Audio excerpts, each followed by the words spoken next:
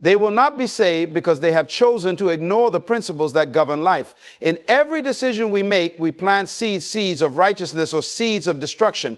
God has set before us the power of choice, but with that power comes responsibility. He has given us His word, His spirit, and His guidance. Yet some will turn a deaf ear to wisdom, thinking they can escape the consequences of their actions. The truth is, this salvation is not just a prayer you recite or a ritual you perform. It is a lifestyle of alignment with divine principles. It is a commitment to live according to the laws of the kingdom. Those who reject this alignment are rejecting the very foundation of their own salvation. Look at the world around us: chaos, confusion, and despair. These are not the products of a God who has failed. They are the consequences of humanity choosing to walk in darkness rather than light. God does not send anyone to destruction.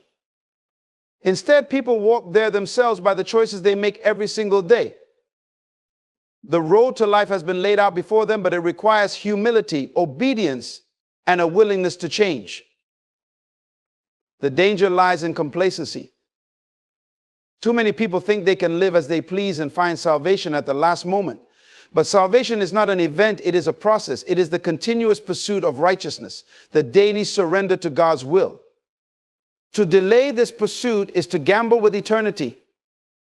Some will not be saved because they believe that their good works alone are enough. But salvation is not earned, it is received through grace. However, grace is not a license to sin, it is the empowerment to live righteously. When we abuse grace, we trample on the gift of God and risk losing the very salvation we claim to have. Others will not be saved because they are entangled in pride. They refuse to acknowledge their need for God, thinking they can handle life on their own. But pride blinds the heart and hardens the spirit. It closes the door to repentance and blocks the flow of God's mercy. And then there are those who simply ignore the warnings. God, in His infinite love, sends messengers, signs, and circumstances to draw us back to Him. But if we ignore the warnings, if we harden our hearts, we are choosing a path that leads away from salvation. Understand this: God's desire is for everyone to be saved. He has made every provision, every sacrifice, and every opportunity available. The question is, will we respond, or will we let the fleeting pleasures of this world cost us our eternal destiny? The time is now to examine ourselves, to align our lives with His will, and to walk in the light of His truth. Because the reality is stark. There will be those who are not saved, but it will not be because God failed. It will be because they chose to reject the gift freely offered to them. Salvation is intricately tied to the choices we make each day, choices that shape not only our earthly lives, but our eternal destiny. God, in His infinite wisdom, has given every human being the power of free will. This divine gift carries immense responsibility. For every decision we make plants a seed, either a seed of righteousness that brings forth life or a seed of destruction that leads to death. The power of choice is what separates us from every other creation. It is the hallmark of being made in the image of God. But this power is not without consequence. Each decision, no matter how small, carries a ripple effect, touching not only our lives, but the lives of those around us. The sum of these choices creates the trajectory of our lives, determining whether we walk on the narrow path that leads to salvation or the wide road that leads to destruction. God has clearly laid before us two paths, one of life and one of death. He calls us to choose life, yet He will never force us. He honors our freedom even when we misuse it. This is the nature of true love, a love that gives us the freedom to choose while hoping we will choose rightly. When we choose to follow God's principles, we align ourselves with His will, setting ourselves on the path of salvation. But when we choose to live contrary to His word, we sow seeds that lead to spiritual death and separation from Him. Many people believe their choices are insignificant, that they can live as they please without consequence. But this is a dangerous illusion. Every choice we make is a reflection of the condition of our hearts. Whether in our relationships, our work, or our personal lives, our decisions reveal whom we truly serve, ourselves or God. Choosing selfish desires over divine principles distances us from the very salvation we seek. God's word is clear: do not be deceived, God is not mocked. Whatever a man sows, that he will also reap. This truth reminds us that our choices have lasting implications. We cannot sow seeds of disobedience and expect to reap the fruit of righteousness. God has established laws in the spiritual realm just as he has in the natural world. If we plant seeds of bitterness, pride, and rebellion, we will harvest pain, brokenness, and separation from him. Conversely, if we plant seeds of love, humility, and obedience, we will reap the blessings of his presence and eternal life. The call to salvation is a call to stewardship of our choices. It is a call to understand the weight of our decisions and to live with the awareness that we are accountable for every word, action, and thought. The power to choose is a gift, but it is also a test. Will we choose the fleeting pleasures of this world, or will we choose the eternal promises of God? The answer lies in the daily decisions we make, for they shape the story of our salvation. Salvation is not a mere moment in time or a single act of confession. It is a lifelong journey of aligning ourselves with the divine principles established by God. These principles are not arbitrary rules or traditions. They are the very framework of life itself, the laws by which the universe operates. To live in alignment with them is to walk in harmony with God's will, but to stray from them is to invite chaos and destruction into our lives. God's principles are timeless and universal, meant to guide us in every aspect of life. They govern how we treat others, how we manage our resources, and how we respond to challenges. When we live in accordance with these principles, we position ourselves under God's protection and favor. But when we disregard them, we step outside his covering, exposing ourselves to the consequences of our rebellion. To align with God's principles means more than outward compliance. It is not simply attending church, following rituals, or performing religious acts. It requires an inner transformation, a renewing of the mind, and a surrender of the heart. True alignment begins when we acknowledge that God's ways are higher than our ways and submit to his authority, trusting that his principles are for our good. Living by God's principles requires discipline and intentionality. It means prioritizing integrity over convenience, humility over pride, and obedience over personal preference. This alignment may not always be easy, and it often demands sacrifices. There will be times when God's principles challenge our comfort, confront our desires, and require us to take stands that go against the grain of popular opinion. Yet it is in these moments that our commitment to salvation is tested and refined. Many fail to experience the fullness of salvation because they attempt to separate their faith from their daily lives. They want the blessings of salvation without the responsibility of obedience. But salvation is not a transaction, it is a covenant relationship with God. In this relationship, we are called to walk according to his ways, to let his word shape our thoughts, actions, and decisions. Without this alignment, our faith becomes hollow and our lives bear no evidence of the transformation that salvation brings. But the consequences of misalignment are evident in the brokenness we see around us, families torn apart, communities in disarray, and individuals lost in despair. These are not signs of God's failure, but of humanity's refusal to live by his principles. When we align ourselves with God, we become conduits of his peace, joy, and order. We reflect his character in our interactions, and our lives become testimonies of his saving power. God's principles are not burdens, but blessings. They are the roadmap to a life of purpose, fulfillment, and eternal security. To align with them is to align with the very essence of who God is: holy, just, and loving. This alignment is not optional. It is the foundation of our salvation.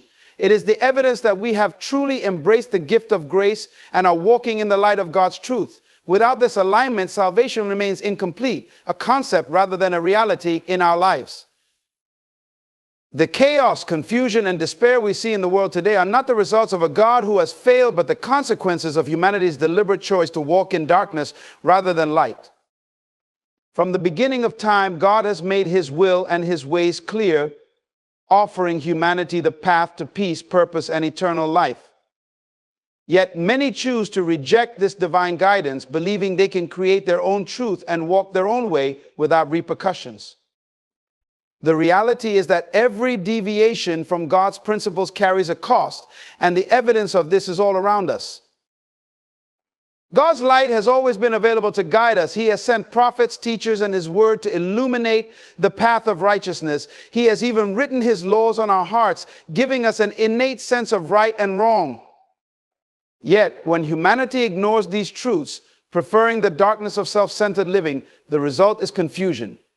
This darkness blinds us to God's purposes, distorts our perspective, and leads us into despair. It is not God who hides his face from us. It is we who turn away from him. Confusion arises when we try to live outside the boundaries of God's principles. We see it in individuals searching for identity apart from their creator, in societies attempting to redefine morality, and in nations seeking peace without justice. These attempts are futile because they ignore the foundation upon which life itself is built. God's principles are not arbitrary, they are the very fabric of creation. To reject them is to unravel the order he has established, leaving only chaos in its place.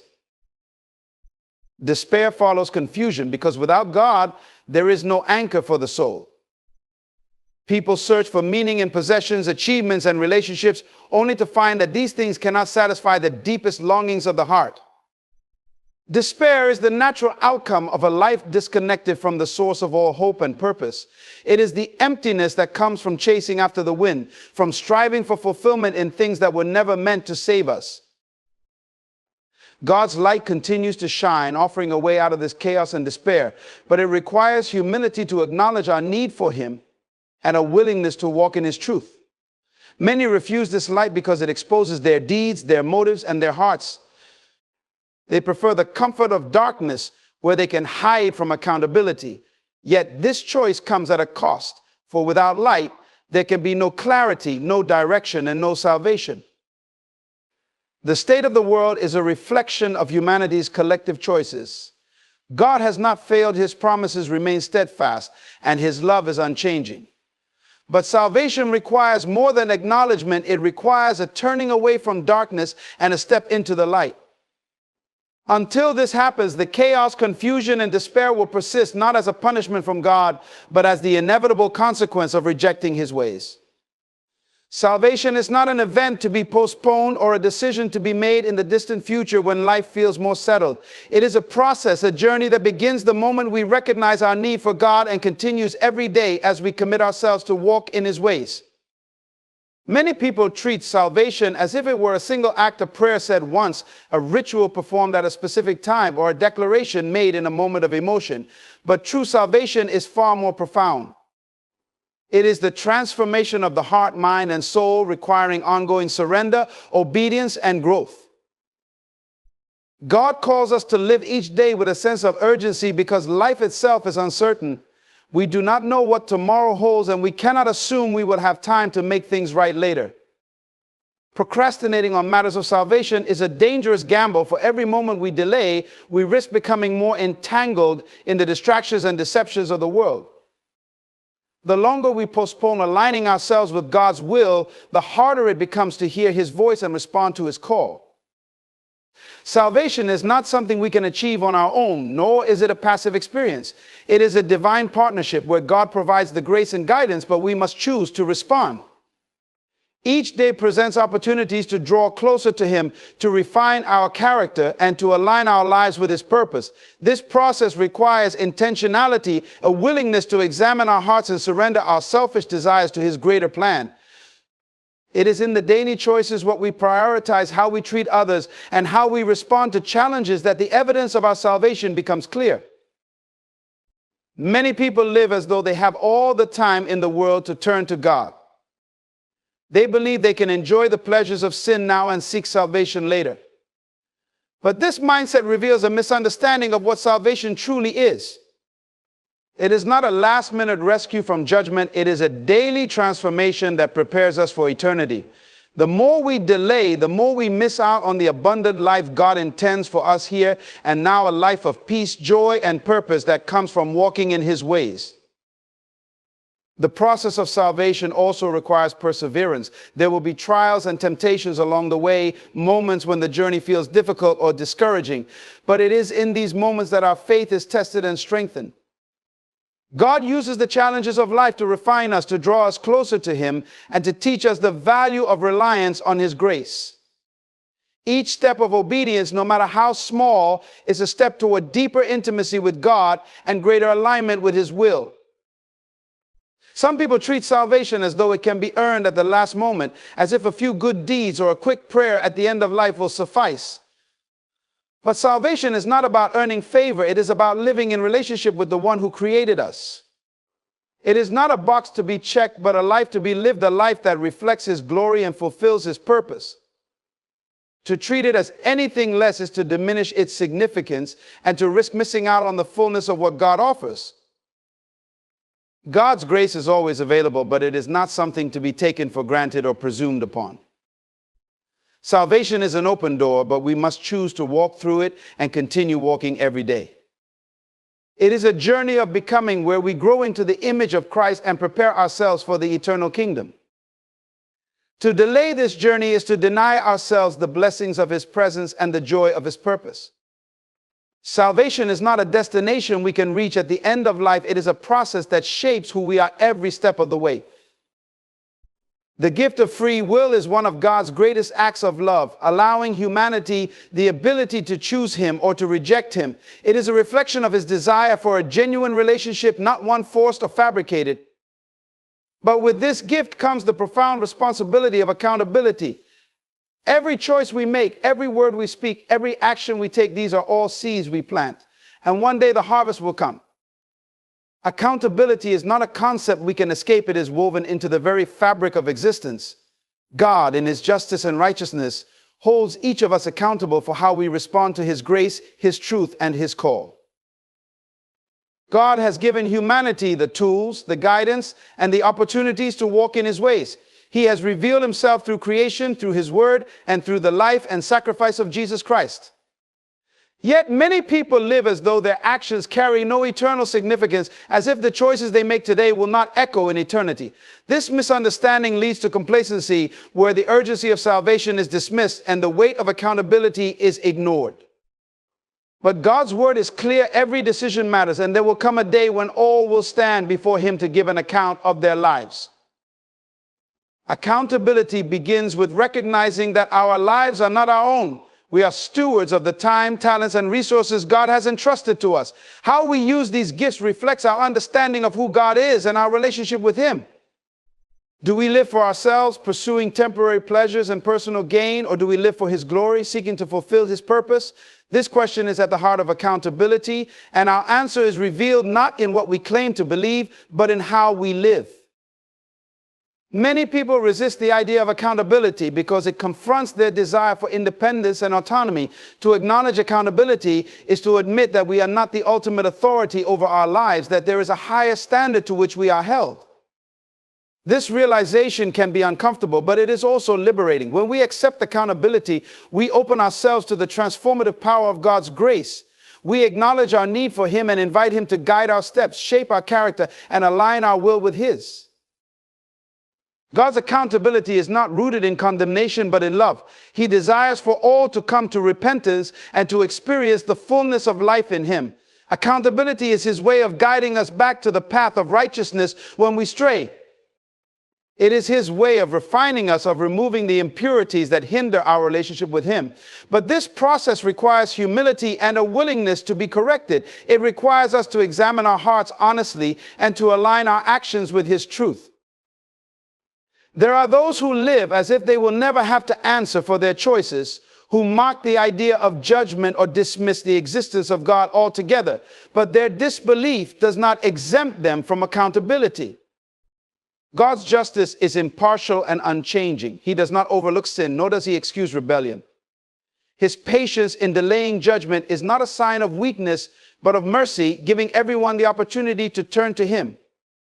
Yet this opportunity is not indefinite. There will come a time when the chance to repent has passed and the reality of accountability will be undeniable.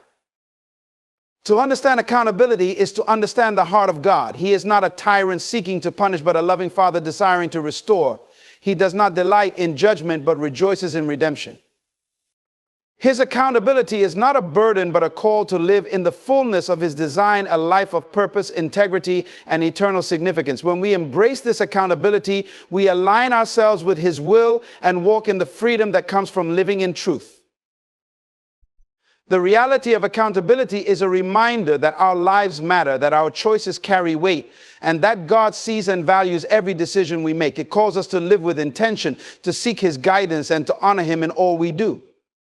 To ignore this truth is to live in denial of the very essence of who God is: holy, just, and loving.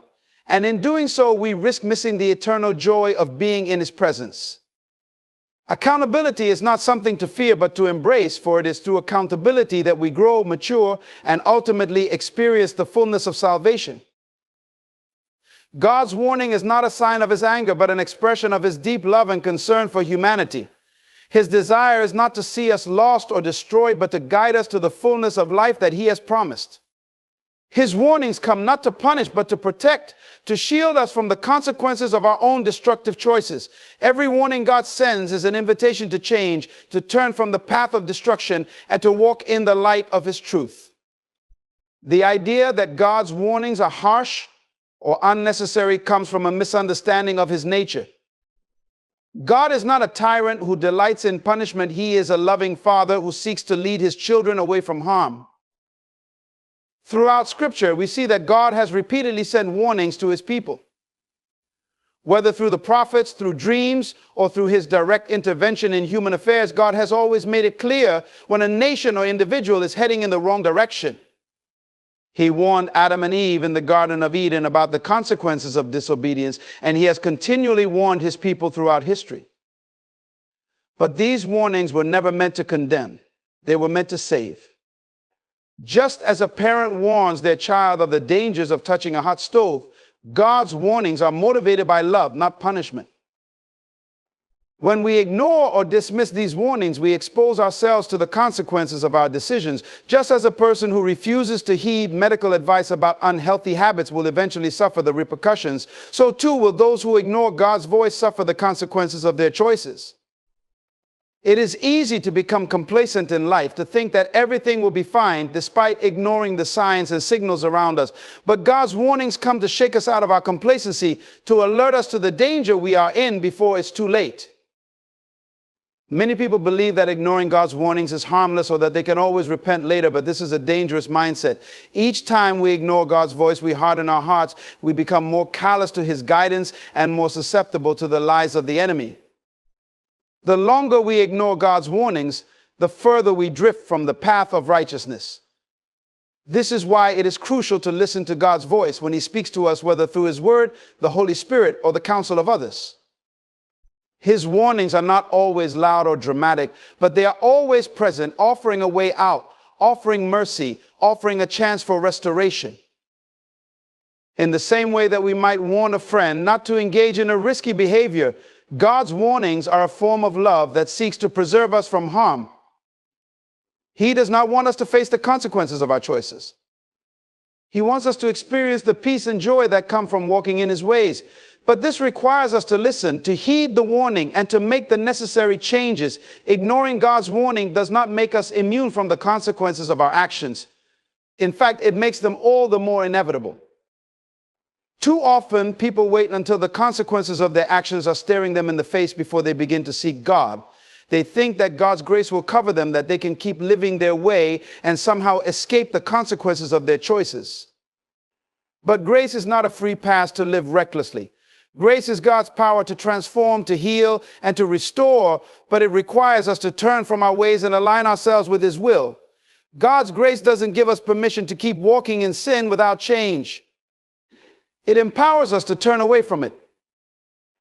God's warnings are meant to preserve our lives, not control them. He is not trying to limit our freedom, but to help us use our freedom in a way that leads to life, not death. The choice to follow His warnings is a choice to protect our future, to secure our eternal destiny. Each warning is a call to examine our hearts and our actions, to see whether they are aligned with God's will. When we heed His warnings, we experience the fullness of His protection, His love, and His guidance. At the same time, we must recognize that rejecting God's warnings can lead to a hardened heart. The more we ignore His voice, the more difficult it becomes to hear Him. It's like turning down the volume of a radio until it's barely audible, and eventually we no longer hear it at all. When we reject God's warnings time and time again, we begin to lose sensitivity to the Holy Spirit. This is why it's so important to respond when He speaks, to act when He calls, and to allow His voice to direct our steps. The longer we ignore the warning signs, the more we risk becoming numb to the danger, and this can have eternal consequences. God's warnings are not a threat, they are a gift. He speaks to us out of love, desiring that none should perish, but that all should come to repentance. These warnings are opportunities to make a change, to align our hearts with His will, and to step into the life He has planned for us. Ignoring them is a choice to reject His love, His guidance, and His protection. But the moment we choose to listen, we open the door to His grace, to His redemption, and to a life that reflects His glory. His warnings are not given in anger, but in mercy, urging us to return to Him before it's too late. The inevitable end of rejecting God's call to salvation is the reality of separation from Him, a consequence that no one should take lightly. This is not a threat to scare people into faith, but rather a warning grounded in the truth that God is holy, just, and righteous. His holiness cannot tolerate sin, and His justice demands that rebellion against His ways be addressed. To live a life in opposition to God's truth, to reject His call to salvation, is to choose a path that leads to eternal separation from His presence. The Bible speaks about this separation as eternal death, a condition where there is no hope, no redemption, and no way back. It is a reality that everyone must face, whether they choose to acknowledge it or not. This separation is not simply the result of God turning His back on you, as rather it is the consequence of our own decisions. God, in His grace, continually offers us the opportunity to choose life, to come into a relationship with Him, but He does not force us to accept that invitation. In the end, it is not God who pushes people away, but it is people who, through their actions and choices, push Him away. Every time we ignore His voice, every time we reject His mercy, we move further away from the life He intends for us.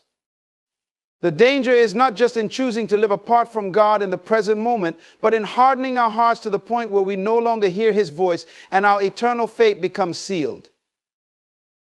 The truth about this separation is that it is not just about a future event, but about a present reality. People who live in rebellion against God are already experiencing separation from Him, even if they don't recognize it. This separation manifests in their lives through emptiness, confusion, and an inability to find true peace or fulfillment. There may be temporary pleasures or distractions, but these cannot satisfy the deepest longings of the human soul. We were created to be in relationship with God, and apart from Him, there is a void that nothing else can fill. This void can only be filled by His presence, by the relationship that He desires with us. When we reject that relationship, we choose to live in a state of spiritual death, which only deepens as we continue to resist His invitation. This separation from God is not just a physical reality, it is a spiritual and emotional one as well. Those who reject God live in a state of disconnection from the very source of life, love, and joy. They may search for meaning in relationships, achievements, or material success, but nothing can restore them to the fullness they were created for. The longer we live without God, the more we come to resemble the person who has abandoned the truth, lost in their own desires and self-deception.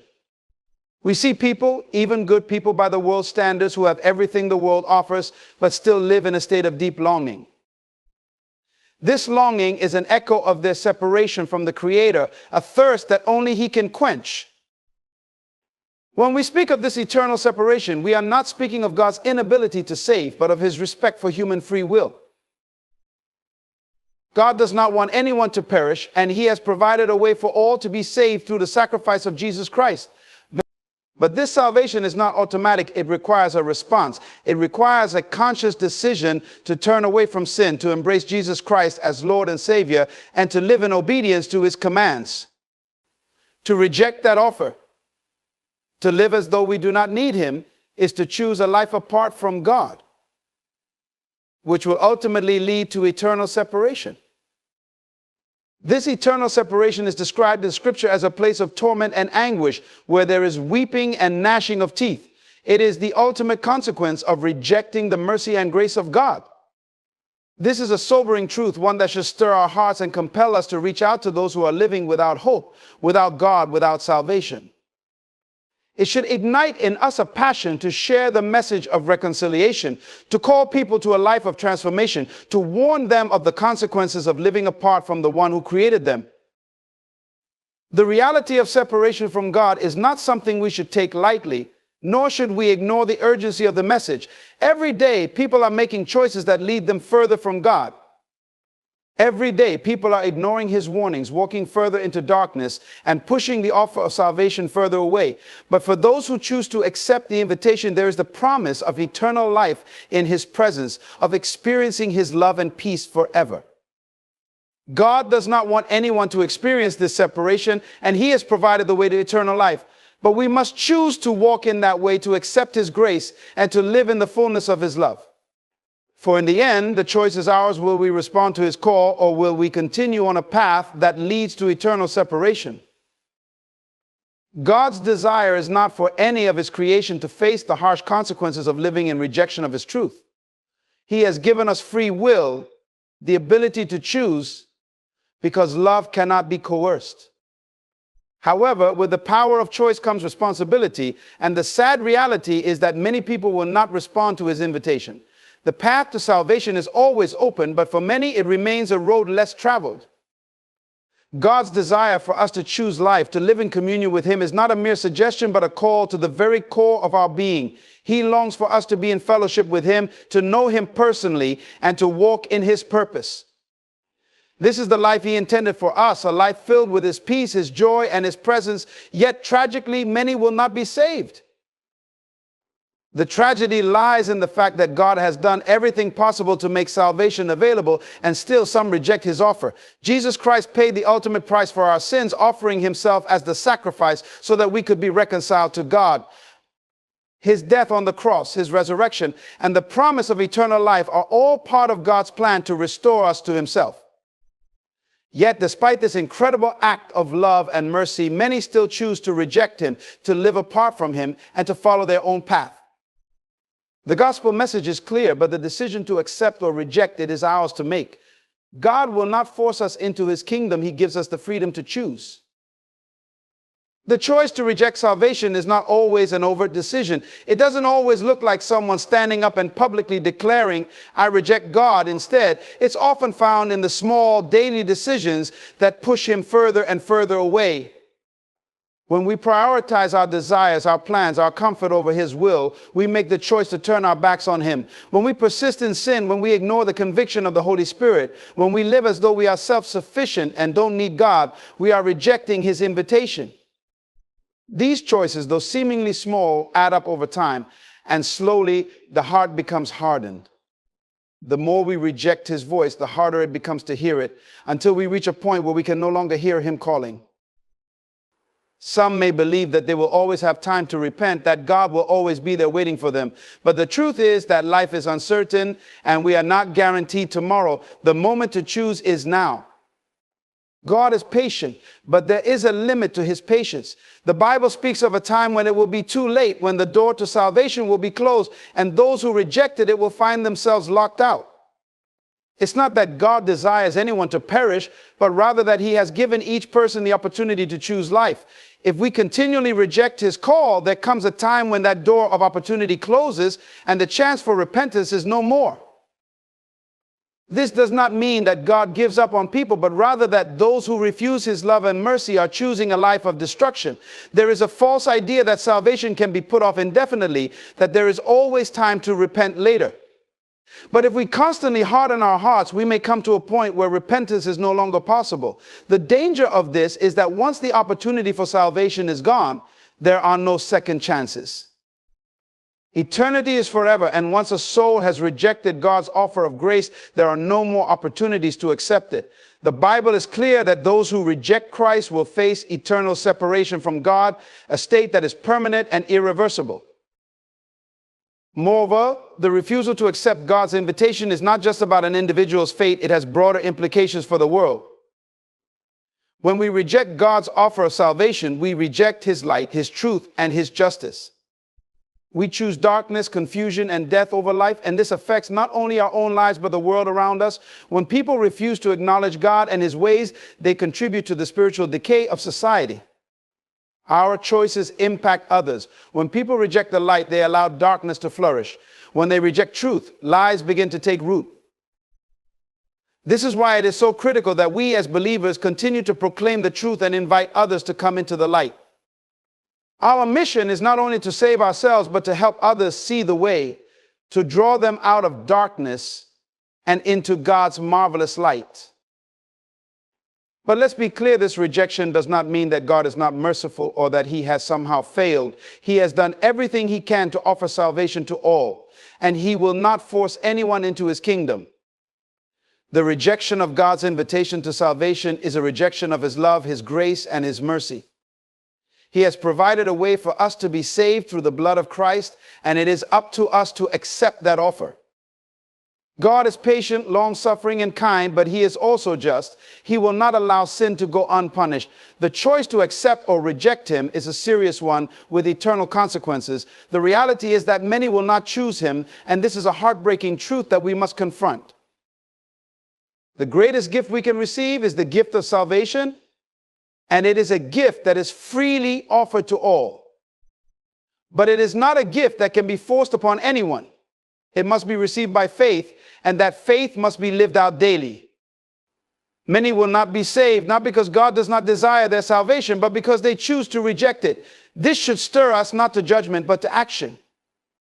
We should be compelled to share the message of salvation with those around us, to proclaim the truth of the gospel, and to pray for those who have not yet come to Christ. The tragedy of rejecting God's offer of salvation is one that we cannot ignore, but it is also one that should drive us to action. The decision to reject salvation is also a decision to reject transformation. When we accept Christ into our lives, we are not merely forgiven of our sins, but we are also transformed from the inside out. We receive a new identity, a new purpose, and a new way of living. This transformation empowers us to live according to God's will, to be the people we were always meant to be. But those who reject God's grace choose to remain the same, trapped in the cycles of their old ways, unable to break free from the destructive patterns that lead them further away from the life God intended. This is why the Bible speaks about those who are lost, who are wandering in darkness without a guide. They have not yet experienced the life-changing power of salvation, and thus they continue to live in spiritual blindness, unaware of the fullness of life that could be theirs. Moreover, rejecting salvation does not only affect the individual, but also those around them. When people choose to reject God's offer of salvation, they are not just saying no to him, but they are also influencing others to do the same. Our lives have a ripple effect on those around us, and when we live apart from God, we can lead others into the same spiritual blindness. This is why it is so crucial that we, as believers, live lives that reflect the goodness of God. Our actions, our words, and the way we live our lives can either draw others to Christ or push them further away. The example we set can be a powerful witness, either for or against the gospel message. When we reject God's offer of salvation, we not only forfeit the fullness of life that God has for us, but also contribute to the spiritual darkness of the world around us.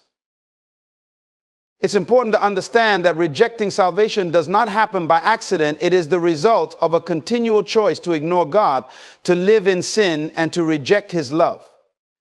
Each day that passes without accepting his grace is another step down the path of destruction. Every time we hear the truth of the gospel and ignore it, every time we feel the tug of the Holy Spirit and choose to resist it, we move further away from the life that God offers. The longer we live in rejection, the harder it becomes to respond. Eventually, it may become too late. For those who have accepted the salvation that Christ offers, there is great joy and hope. But for those who reject it, there is only darkness, hopelessness, and death. The offer of salvation is free to all, but it must be received, and those who choose to reject it are choosing to face the consequences of their decisions. The choice to reject salvation is not just a personal loss, but a tragic reality with eternal consequences. This is why it is so important for us to share the gospel, to plead with those who do not yet know Christ, and to pray that their hearts would be softened to the truth of God's love and grace. For in the end, the rejection of salvation is the rejection of life itself. When we consider the truth that many will not be saved, it's not merely a statement about the future, but a present reality that calls us to action. This sobering reality should stir in us a deep sense of urgency and responsibility. The message of salvation is not one we can take lightly or delay. It is a message that demands our immediate attention. We are living in a time where the world is increasingly rejecting God's truth, where people are choosing their own way over his. In a world filled with distractions, temptations, and confusion, it can be easy for individuals to drift away from the truth, unaware that they are heading towards destruction. The tragedy of this path is that they often do not realize the magnitude of their choice until it is too late. We must recognize that each person's soul is precious and the stakes could not be higher. We cannot afford to be passive or indifferent about the state of those who are rejecting God's salvation. God has placed us on this earth with a purpose, and part of that purpose is to reach out to those who have not yet accepted Christ. We cannot be silent or complacent while souls are perishing. The opportunity to share the good news of the gospel with those around us is a responsibility that we must not take lightly. It's easy to get caught up in the busyness of life, in our own struggles and desires, but we must never lose sight of the eternal reality that people are perishing without Christ. We cannot allow the reality that many will not be saved to leave us in despair or resignation. Instead, it should propel us into action, knowing that we have been given the tools and the message to make a difference. Every person we encounter is an opportunity to share the love of God, to bring them into His grace, and to lead them to eternal life. We are not responsible for their decision, but we are responsible for presenting the truth to them. Each person's choice is theirs to make, but it is our duty to ensure that they hear the message of salvation clearly and with love, humility, and compassion. The question then becomes, how will we respond? Will we sit by idly knowing that many will not be saved, or will we rise up to fulfill the calling that God has placed on our lives? The world is full of people who need to hear the gospel, and the time to share it is now. We must act with urgency, recognizing that we are God's chosen vessels to bring His message to a lost and hurting world. Let us not be complacent in the face of this reality. Let us rise to the occasion and make every effort to see that as many people as possible come to know Christ and experience the salvation that He offers. We must be driven by love for the lost, by a deep desire to see souls saved, and by the understanding that the stakes are eternal. The reality that many will not be saved should ignite in us a passion to do all that we can to reach them with the gospel. The time is short and the harvest is plentiful, but the workers are few. Let us be the workers that God calls us to be, reaching out with love, compassion, and urgency to those who need to hear the truth of His salvation. In doing so, we fulfill our mission on earth and honor the God who has called us to His service. Let me share something with you today about the power of wealth, not just in the material sense, but in the broader sense of what wealth represents. You see, wealth is more than money or possessions. It is influence, it is vision, it is the ability to elevate not just yourself, but the people around you. A wealthy man, a truly wealthy person, doesn't just seek riches for their own comfort. They understand that true wealth is meant to be shared, used to uplift, and to relocate others from their current circumstances to a place of greater opportunity. The wealthy man doesn't just have a financial resource. He has a vision of where he's going and how to bring others along. This is why a wealthy man will relocate you. Not only will he move you physically, but he will move you mentally, emotionally, and spiritually. He will help you see the possibilities beyond the limitations you see today. Wealth in its true form is the transfer of vision and influence. It's about showing you what's possible, showing you a new world, a new horizon, and then helping you cross into it. Understand, this wealth is not about taking from people. It's about creating a system of abundance where everyone can rise. A wealthy man doesn't just stay in one place. He moves forward and he brings others with him. He understands the principle that the more you elevate others, the more you elevate yourself. The wealthy man knows that the secret to lasting prosperity is in lifting others up. This is why a wealthy man will relocate you, not because he's doing you a favor, but because he understands the divine principle that you are connected. When he prospers, you prosper. When he moves to a higher place, he brings people who are ready, people who are willing, people who have the vision to move with him. A wealthy man knows the power of community, of collaboration, of being a part of something greater than himself. If you want to be relocated by a wealthy man, it's not about waiting for someone to pick you up. You must first prepare yourself. The relocation doesn't just happen physically, it happens in your mind, in your heart. A wealthy man doesn't just see where you are today, he sees where you could be tomorrow. He sees the potential you don't yet recognize within yourself. So get ready for relocation. Change is coming, but it starts with a mindset shift. It starts with an awareness that wealth is not just for the individual, it's for the community. A wealthy man doesn't just move for himself. He moves for everyone around him. If you're ready, he will relocate you. And when he does, don't just look at the material benefits. Look at the opportunity to transform, to rise, and to be a part of something that will take you to places you've never imagined. Wealth is not a destination, it's a journey, and it's a journey you're meant to walk. Wealth is often misunderstood as merely the accumulation of money, but true wealth goes far beyond financial assets. Wealth is the power to influence, to create, and to elevate. It is the ability to see beyond the immediate and the tangible, to envision a future that is not yet realized and then make it happen. A truly wealthy individual doesn't just focus on collecting material things, they focus on the creation of value, the generation of opportunity, and the transformation of lives. This wealth doesn't only serve the self, it serves a greater purpose. Wealth in its purest form is a resource that flows outward, touching everyone and everything it comes into contact with. It's not about hoarding riches, but about spreading abundance, about making an impact that extends far beyond the person who holds the wealth. True wealth also represents freedom, the freedom to do what you want, to be who you are, and to create what you dream. When you have true wealth, you're not bound by limitations. You have the power to expand, to grow, and to help others do the same.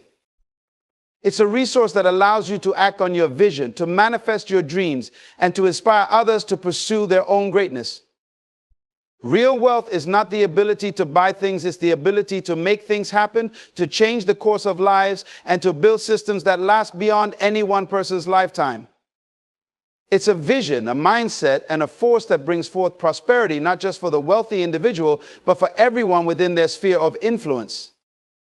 And this is the essence of true wealth. It is transformative, it is expansive, and it is about building a legacy of abundance that lifts others along the way. A wealthy individual understands that wealth is not meant to be kept for oneself. True wealth is about the impact it can make on others, the opportunities it can create for those around you. When a person accumulates wealth, they realize that it comes with a responsibility to share it and use it for the benefit of others. A wealthy person doesn't just look at their own comfort, their own success, they see the bigger picture. They understand that by uplifting others, they can create a ripple effect that spreads beyond their immediate circle. Wealth, when shared, becomes a tool for transformation, for empowerment, and for growth in others. The act of sharing wealth is not limited to material things or financial assistance. It includes sharing knowledge, wisdom, and experiences. A wealthy person doesn't just give handouts. They create pathways for others to rise, to learn, and to succeed. They provide opportunities for others to create their own wealth, to build their own futures. Wealth, in this sense, becomes a means to open doors for people who may not have had access otherwise. It becomes a platform to give others a chance, to relocate them from a place of limitation to a place of opportunity. When wealth is shared, it has the power to break cycles of poverty, to end generational struggles, and to rewrite the narratives of individuals and families. A wealthy person sees wealth not as a finite resource, but as something that multiplies when it is distributed. It's not just about helping someone survive, it's about empowering them to thrive. The wealthy understand that by investing in others, whether through mentorship, education, or financial support, they are creating a legacy that extends far beyond themselves. This mindset shift is powerful because it fosters an environment of growth and collaboration. Wealth creates networks, and these networks, when built on the foundation of generosity and shared success, can lead to even greater things. A wealthy person will relocate others, not just by moving them physically, but by moving them to a place where they can realize their potential. They understand that wealth is a means to create a lasting impact in the lives of others, and this is why they actively seek to share it. Wealth doesn't lose value when shared, it multiplies, it transforms, and it lifts everyone involved. This is the true essence of wealth, the ability to use it not for self-serving purposes, but for the collective betterment of all. A wealthy individual understands that relocation is not just about changing your physical location. It's about changing your mindset, your vision, and your perspective on life. When a wealthy person relocates you, they don't simply pick you up and move you to a new address. They help you step into a new world of possibilities. They guide you out of your current circumstances and into a place where you can grow, thrive, and create the life you've always envisioned for yourself. This relocation is deeper than a geographical move. It's a shift in how you see the world and what you believe is possible for you. Relocation by a wealthy person is often a process of transformation.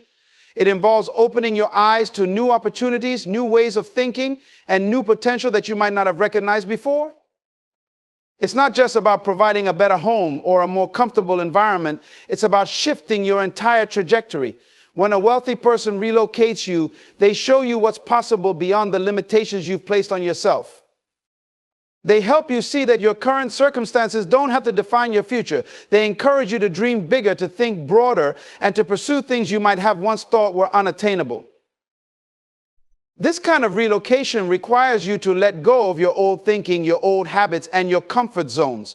It's an invitation to step into greatness, to rise to the occasion, and to align with new levels of success. The wealthy man understands that relocation requires more than just material resources. It requires a shift in the way you view yourself and your potential. They don't just move you to a new physical space, they move you to a new mental space where you can achieve things that once seemed impossible. Relocation is also about providing the tools and resources to help you thrive in your new environment. A wealthy person knows that just placing you in a new place is not enough. They understand that you need the right support, guidance, and resources to truly flourish in this new space.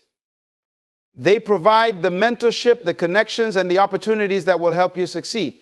This is why relocation is not just about a change of address. It's about giving you everything you need to make the most of the opportunity you've been given. When a wealthy person relocates you, they give you the gift of potential. They show you the world as it could be, not as it currently is. They open doors for you that you may have never known existed, and they help you walk through those doors with confidence, knowing that you now have the tools to succeed. This is the power of relocation. It's a transformational journey that goes beyond a change in location. It's about a complete shift in your life and your future. True wealth is not just about accumulating material possessions. It's about transferring vision and influence. When a wealthy person relocates you, they don't just offer you physical resources. They offer you a glimpse of what is possible for your life. They help you see the potential that lies beyond your current limitations. This vision is not just about where you can go physically, but about who you can become. Wealth in its highest form is the ability to inspire and to lead others into a future they hadn't imagined for themselves. A wealthy person understands that vision is the foundation of all success. They see things that others may not see, and they understand the power of sharing that vision with others. By relocating you, they are not just giving you a better place to live or a better job, they are giving you a vision for a better life. They open your eyes to new possibilities and help you understand that the limitations you once believed in no longer hold power over you. When someone with wealth shares their vision, it's more than just words. It's an invitation to walk into a new way of thinking, a new way of living, and a new way of achieving your dreams. This transfer of vision is powerful because it doesn't just focus on the present, it looks to the future. A wealthy individual understands that what they have achieved is not merely for their own benefit, but to be shared and passed on. Their success becomes a blueprint for others to follow. They show you not only how they have prospered, but they give you the tools to create your own path. They help you understand that the limits you have placed on yourself are only a product of your current thinking. And with the right vision, you can go beyond those limits. Wealthy individuals also know that vision is the spark that drives innovation and growth. When they share their vision with you, they are empowering you to take action, to be bold, and to make decisions that align with your highest potential. They are transferring not just a vision, but the energy and passion that come with it. It's not enough to see the possibility. You must also have the drive and determination to act upon it. The wealthy person inspires this drive by showing you that your dreams are not only possible, they are inevitable if you are willing to act. This is why relocation is not just about changing your physical space. It's about moving you to a place where you can act on the vision that has been planted within you. A wealthy person understands that your growth is tied to the vision they share with you. They provide you with the mental and emotional tools to walk in that vision with confidence, helping you overcome doubts, fears, and obstacles along the way. They help you understand that success is not a destination, but a journey, and that vision is the compass that will guide you through every challenge you face. So when a wealthy person relocates you, they are not just offering you a new place to live, they are giving you a new vision of who you can be. They are inviting you to see a future full of possibility, to embrace the opportunities that come with that vision, and to act in a way that brings it to life. This transfer of vision is the greatest gift they can offer, because with vision, you have everything you need to create a life of purpose, meaning, and success. Wealth is not simply about collecting money, resources, or possessions. It is about creating systems of abundance that allow everyone to rise. A wealthy person understands that true success is not just about what they have, but about what they are able to create for others. Wealth, when used correctly, can establish environments where prosperity is not a scarce resource, but a flourishing one, where everyone has the opportunity to thrive. This idea of abundance is the antithesis of scarcity, which says that there is not enough for everyone, that some must lose in order for others to gain. But the wealthy person knows that abundance is limitless. And by creating systems that spread wealth and opportunity, they multiply not only their own success, but the success of everyone around them. When a wealthy individual invests in others, they are creating a cycle of growth. Wealthy people don't just look at the world and take what they can get. They see a world filled with potential, and they use their resources to help others unlock that potential. The systems they create don't just serve themselves, they serve others, helping them develop, grow, and become prosperous in their own right. A wealthy person understands that true fulfillment comes not from what they can accumulate, but from what they can contribute to the lives of others. By investing in people, they create a ripple effect that spreads outward, affecting families, communities, and entire economies. When you help others create abundance in their lives, you multiply that abundance exponentially. Creating systems of abundance means thinking beyond short-term gains. Wealthy individuals know that their wealth is not just a means of immediate gratification, it is a tool for long-term transformation. They don't just invest in things that give quick returns, they invest in things that will create lasting change. This mindset leads to the creation of businesses, institutions, and networks that are designed to uplift everyone involved. A wealthy person's true legacy is the impact they have in building systems that continue to provide for generations to come. These systems are not built on the exploitation of others, but on the elevation of everyone in the community. The wealth of a person who understands abundance is a resource that flows. It flows not only in the form of money, but in the form of opportunities, connections, and empowerment. A wealthy individual knows that in order to receive, you must first give. By giving to others, whether through mentorship, education, or financial support, they are creating a space where others can thrive, innovate, and succeed. This is the essence of wealth. It is not a stagnant pool of resources, but a flowing river, moving and shifting, giving life to everything in its path. Creating abundance also means challenging the notion that success is a zero-sum game. The wealthy person understands that one person's success does not come at the expense of another's. There is enough room for everyone to succeed, and the more we help others rise, the more we create an environment where success is contagious. The wealthy person knows that when they create abundance, they are also creating opportunities for innovation, creativity, and progress. This creates a thriving ecosystem where everyone has a chance to prosper, and as each person flourishes, the wealth within the community grows. By creating systems of abundance, wealthy individuals contribute to a world where everyone has access to the tools and resources they need to succeed. This kind of abundance is transformative, breaking down the barriers of inequality and helping individuals reach their highest potential. The wealthy person is not just a consumer in the system, they are a creator, a builder, and a provider of opportunities. They understand that wealth is not just about personal gain, but about building a future where prosperity is shared and multiplied, where every person has the chance to rise to their fullest potential. So when a wealthy person relocates you, they don't just offer you a place to stay or a job to do, they offer you a chance to be part of a system of abundance. They invite you into an ecosystem where everyone contributes to each other's success, where opportunities are endless, and where growth is not just possible, it is inevitable. This is the power of wealth when it is used to create abundance. It is the power to change lives, to build futures, and to transform the world around us. A wealthy person understands that success is not achieved in isolation. No individual becomes truly wealthy without the help and collaboration of others. The road to success is paved with relationships that are built on trust, mutual respect, and a shared vision. When a wealthy individual relocates you, they are not just offering you a chance to live in a better place or work in a more prestigious environment. They are offering you access to a network of people who can help you grow, develop, and achieve things you never thought possible.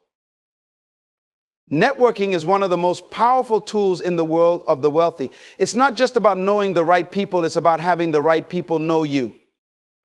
A wealthy person understands the power of connection, and they use their influence to bring you into circles that will open doors for you.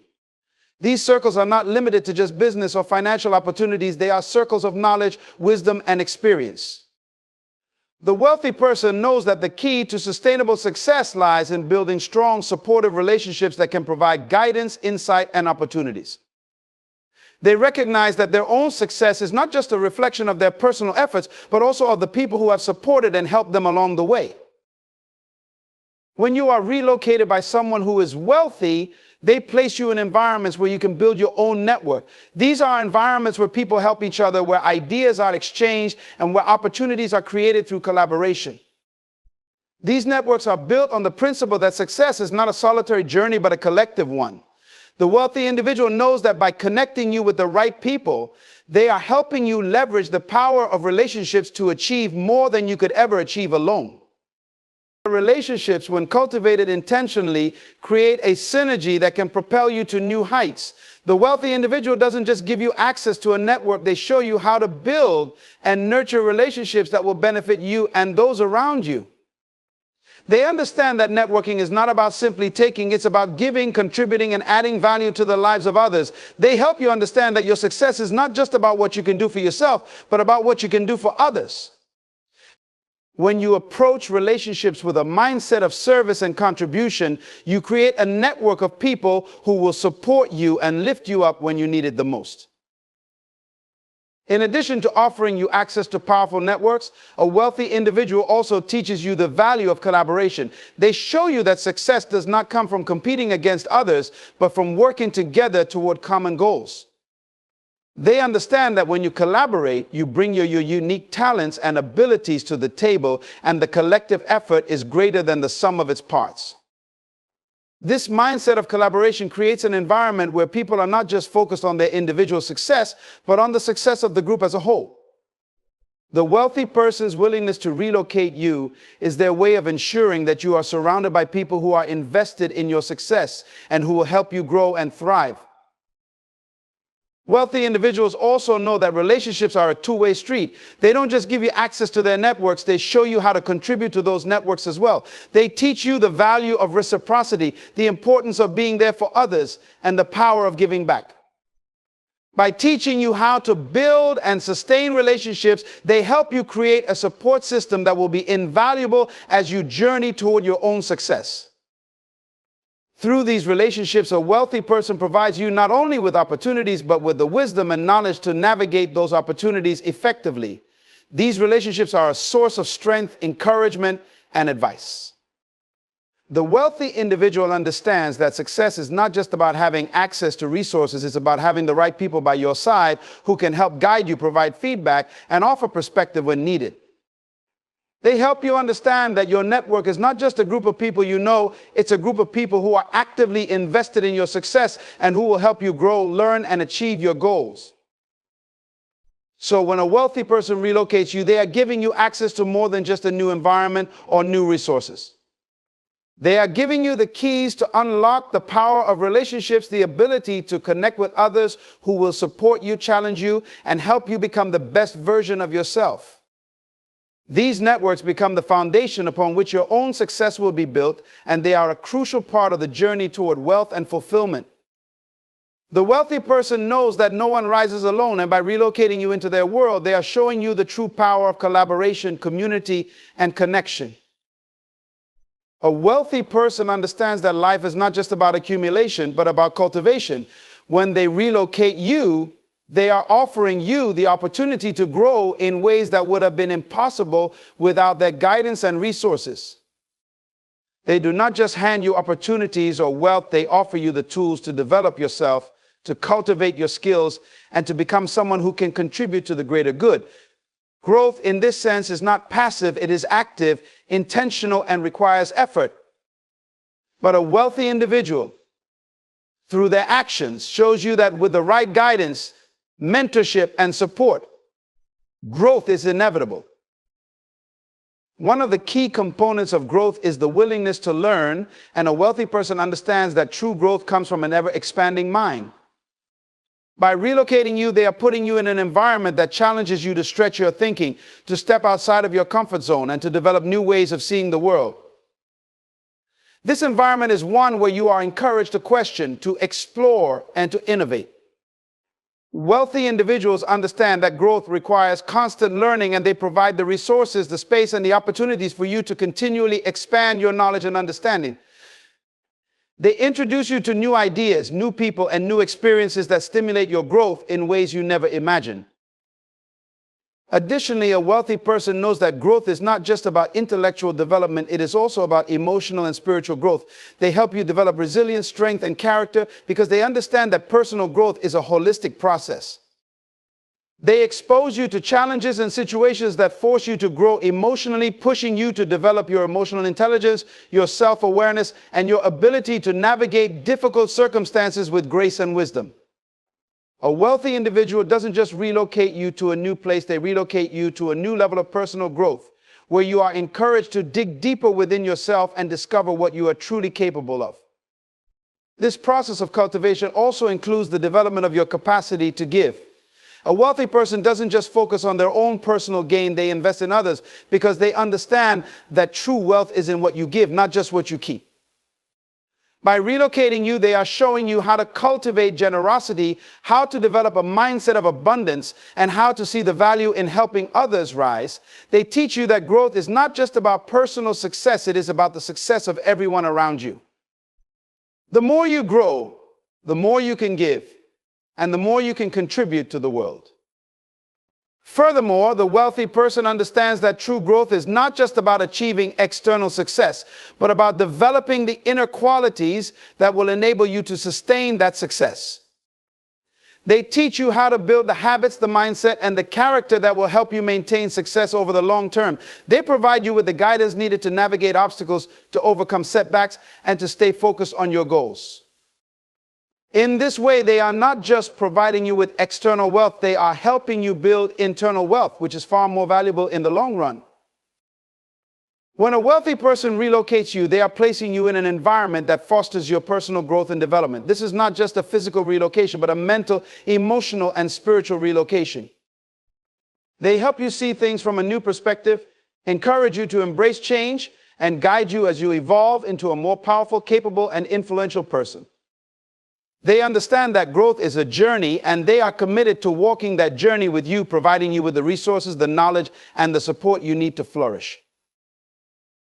Ultimately, the relocation is an invitation to expand, to grow, and to become someone who is constantly evolving. Wealthy individuals understand that growth is not a destination, but a continuous process. They know that in order to truly succeed, you must embrace change, be willing to adapt, and continually invest in your own personal development. Through their guidance, mentorship, and the environments they provide, they offer you the chance to grow into someone who is equipped to handle the challenges and opportunities that come with wealth, success, and purpose. And in doing so, they help you realize that you have everything within you to reach your highest potential. A wealthy individual understands the power of opportunity, and they recognize that to truly elevate someone, they must offer them more than just a chance, they must offer them a platform.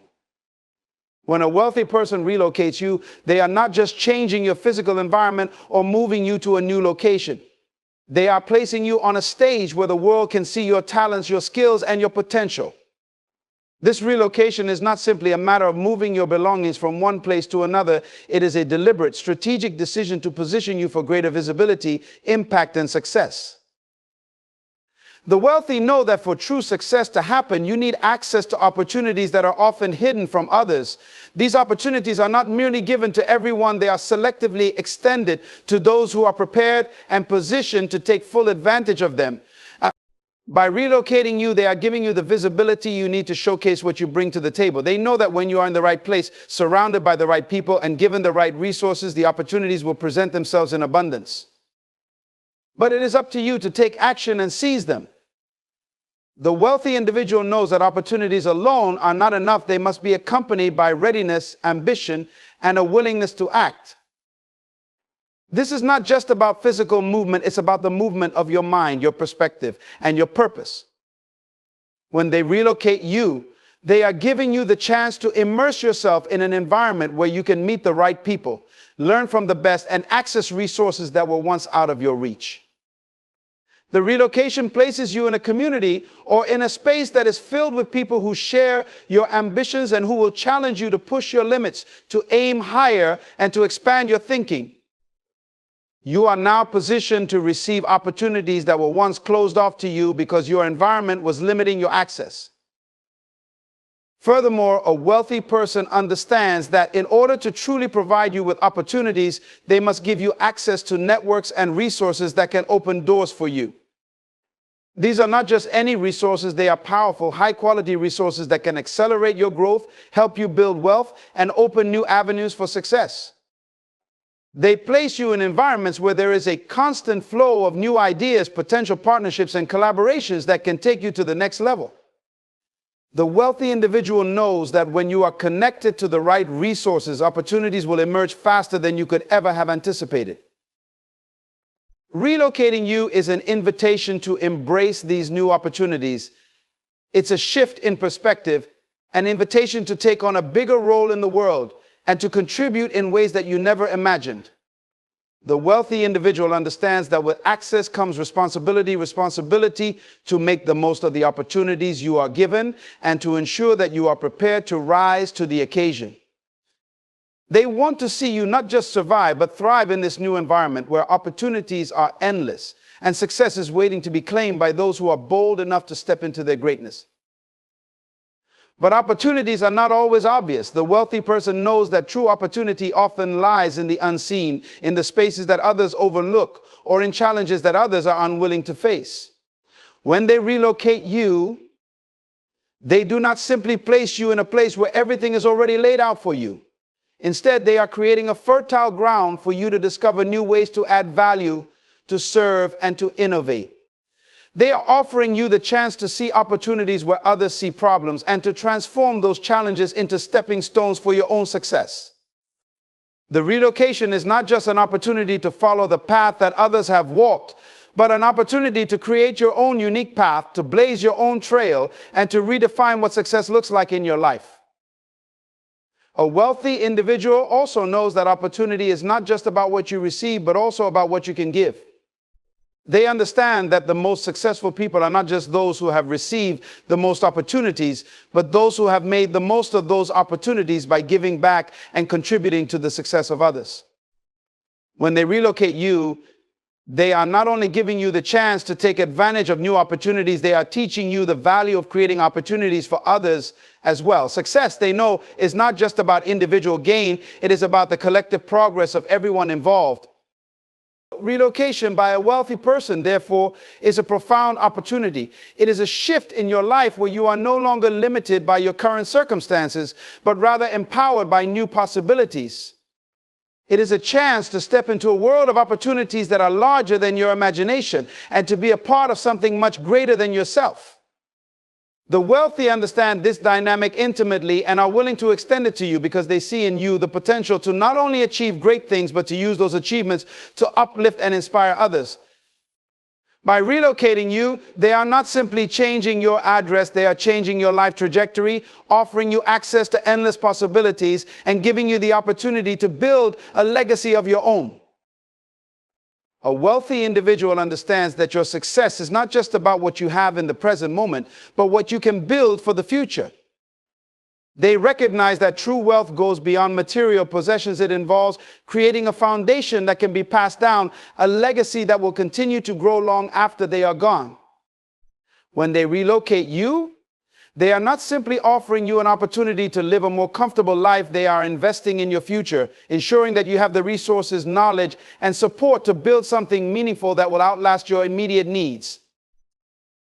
Relocating you is an act of foresight. It's about positioning you where you can take the gifts they've given you, whether it's knowledge, connections, or resources, and build something that can sustain you and your family for generations to come. The wealthy person sees the long-term impact of their actions, knowing that when they place you in the right environment with the right tools and guidance, you are empowered to create lasting change. They are not just giving you a short-term benefit, they are helping you set the stage for long-term success and generational wealth. This shift is not about creating immediate satisfaction, but about developing the habits, skills, and mindset that will lead to sustainable success. A wealthy person understands that it's not enough to simply give you a one-time boost. They recognize that true success comes from building a life that is rich in purpose, in vision, and in the ability to adapt to the changing needs of the future. When they relocate you, they are opening up new pathways for you to build your own business, create new opportunities, and set new goals that will extend far beyond what you could have imagined before. Furthermore, the wealthy know that success is not solely about what you can accumulate for yourself, but about what you can build for others. They understand that true wealth lies in the ability to provide opportunities for others, to help those around you rise, and to create systems and structures that benefit not just you, but everyone you come into contact with. By relocating you, they are giving you the chance to expand your vision, to think about how you can serve a larger community, and to build something that can be passed down through generations. They recognize that in order to build generational wealth, you must first build a strong foundation. This foundation is based on education, discipline, and the ability to make wise decisions both personally and financially. When a wealthy person relocates you, they are not just giving you a physical address, they are providing you with the tools to secure a future of prosperity. They offer you access to education, mentorship, and networks that will allow you to make decisions that will secure your legacy and help you build something far greater than yourself. The relocation is also about putting you in an environment that fosters growth and innovation. Wealthy individuals understand that in today's world, the ability to adapt and evolve is crucial to success. By moving you to a place where you can connect with like-minded individuals, learn from experts, and access cutting-edge resources, they are giving you the ability to stay ahead of the curve and prepare for the future in ways that were previously out of reach. In this environment, you are exposed to new ideas, new technologies, and new ways of thinking that will help you navigate challenges and seize opportunities that others might miss. In the long run, this process isn't just about individual success, it's about building a legacy that can provide for your family, your community, and even future generations. When a wealthy person relocates you, they are not just ensuring your success, they are ensuring that you have the knowledge, resources, and connections to build something that will live on after you. They are helping you lay the groundwork for a future that will continue to bear fruit long after your time has passed. By investing in your future in this way, they are showing you that success is not just a destination, but a journey that stretches into the future with the potential to impact generations. They understand that in order to truly build wealth, you must look beyond the immediate rewards and focus on creating something that will endure, something that will not only benefit you, but also the people around you and those who will come after. This forward-thinking mindset is what sets the wealthy apart from others, and by relocating you, they are giving you the opportunity to step into this mindset and begin to create the future you deserve. In essence, the relocation is not merely a gift, it's an investment. An investment in your future, in your family's future, and in the future of the community you will build. It's about recognizing that the true value of wealth is not found in what you can accumulate in the short term, but in the long-lasting impact you can have on the world around you. And when a wealthy person relocates you, they are not just changing your present circumstances, they are giving you the tools and the opportunities to create a prosperous, purposeful future for yourself and those who will follow you. When a wealthy person relocates you, they are not just offering a chance to change your location, they are extending an invitation to step into a new realm of possibilities and growth. They understand that success is not simply about individual accomplishments, but about the collective success of those around you. They know that by changing your environment, they are not only positioning you for personal success, but for the potential to lift others as well. This relocation, this shift in your life is a powerful act of leadership that can transform not only your own trajectory, but the trajectories of those you will influence in the future.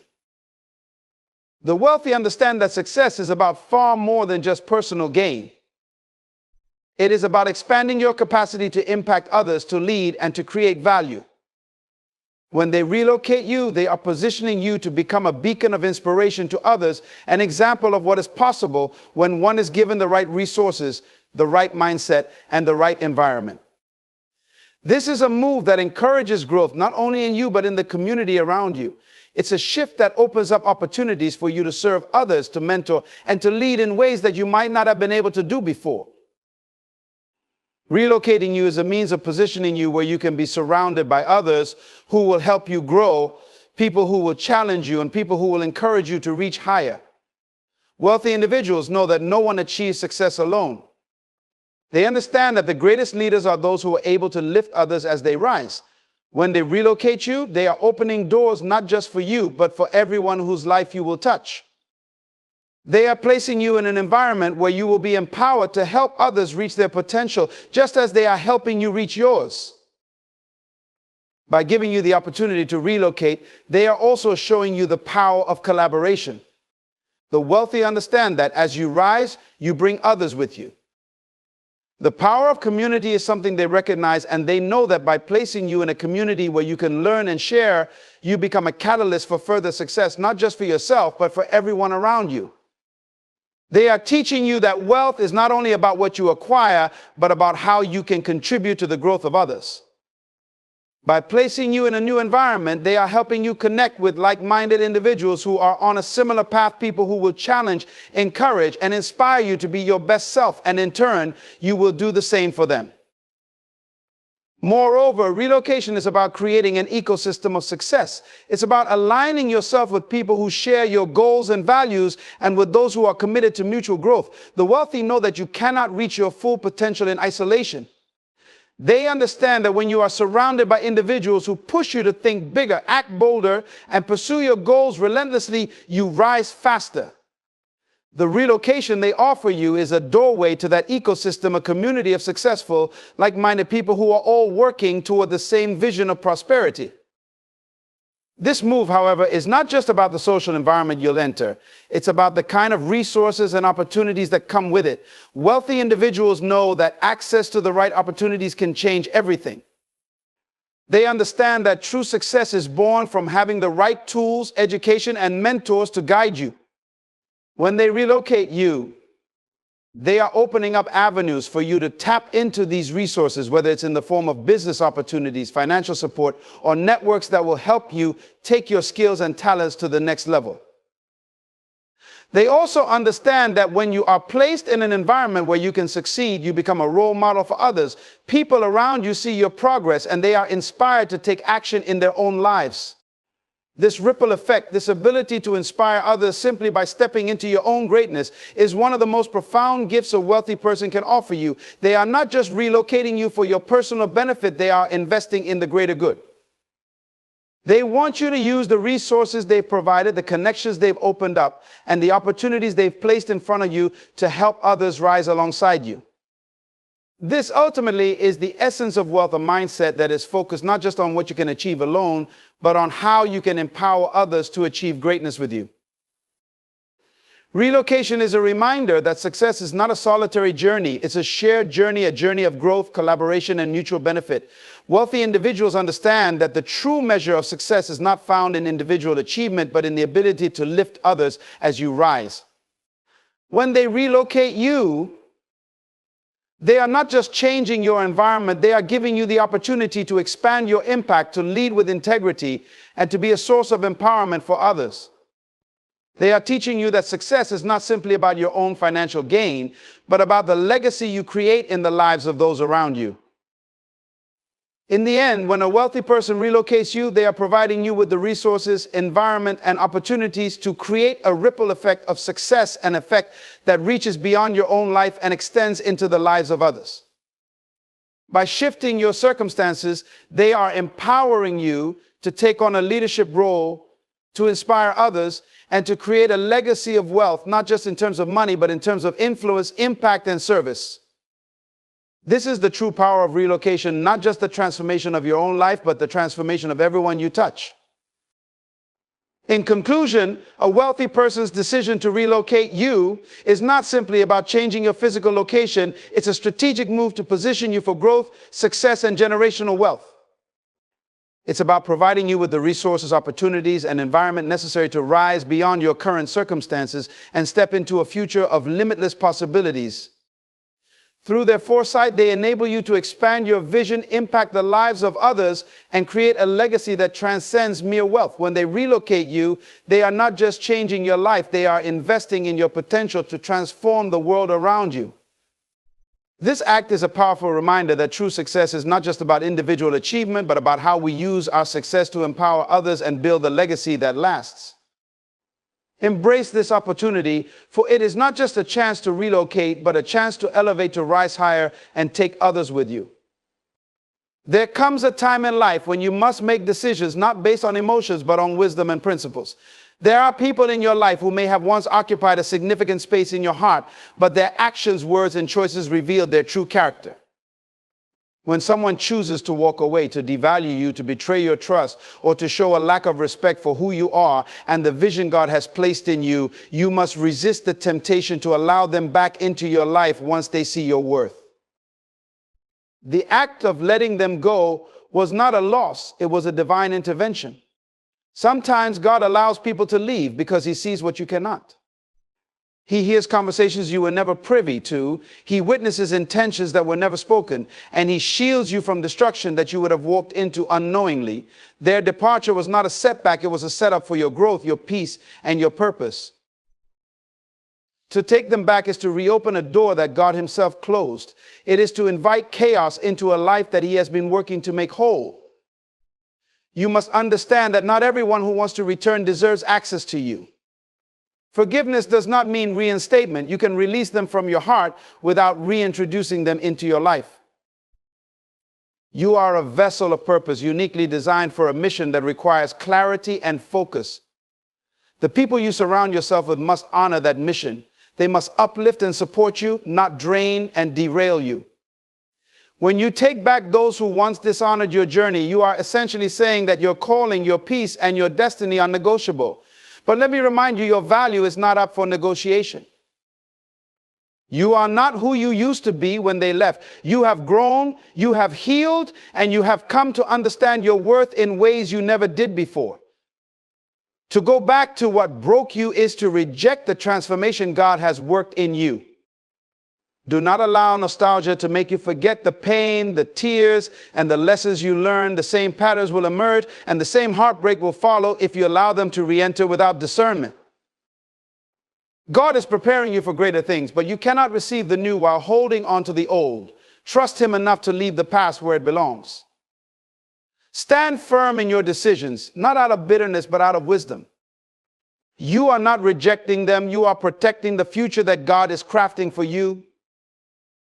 Your life is precious, your time is valuable, and your peace is non-negotiable. When someone shows you through their actions who they are, believe them the first time. Never compromise the purpose God has placed in you by reopening a chapter that was meant to be closed.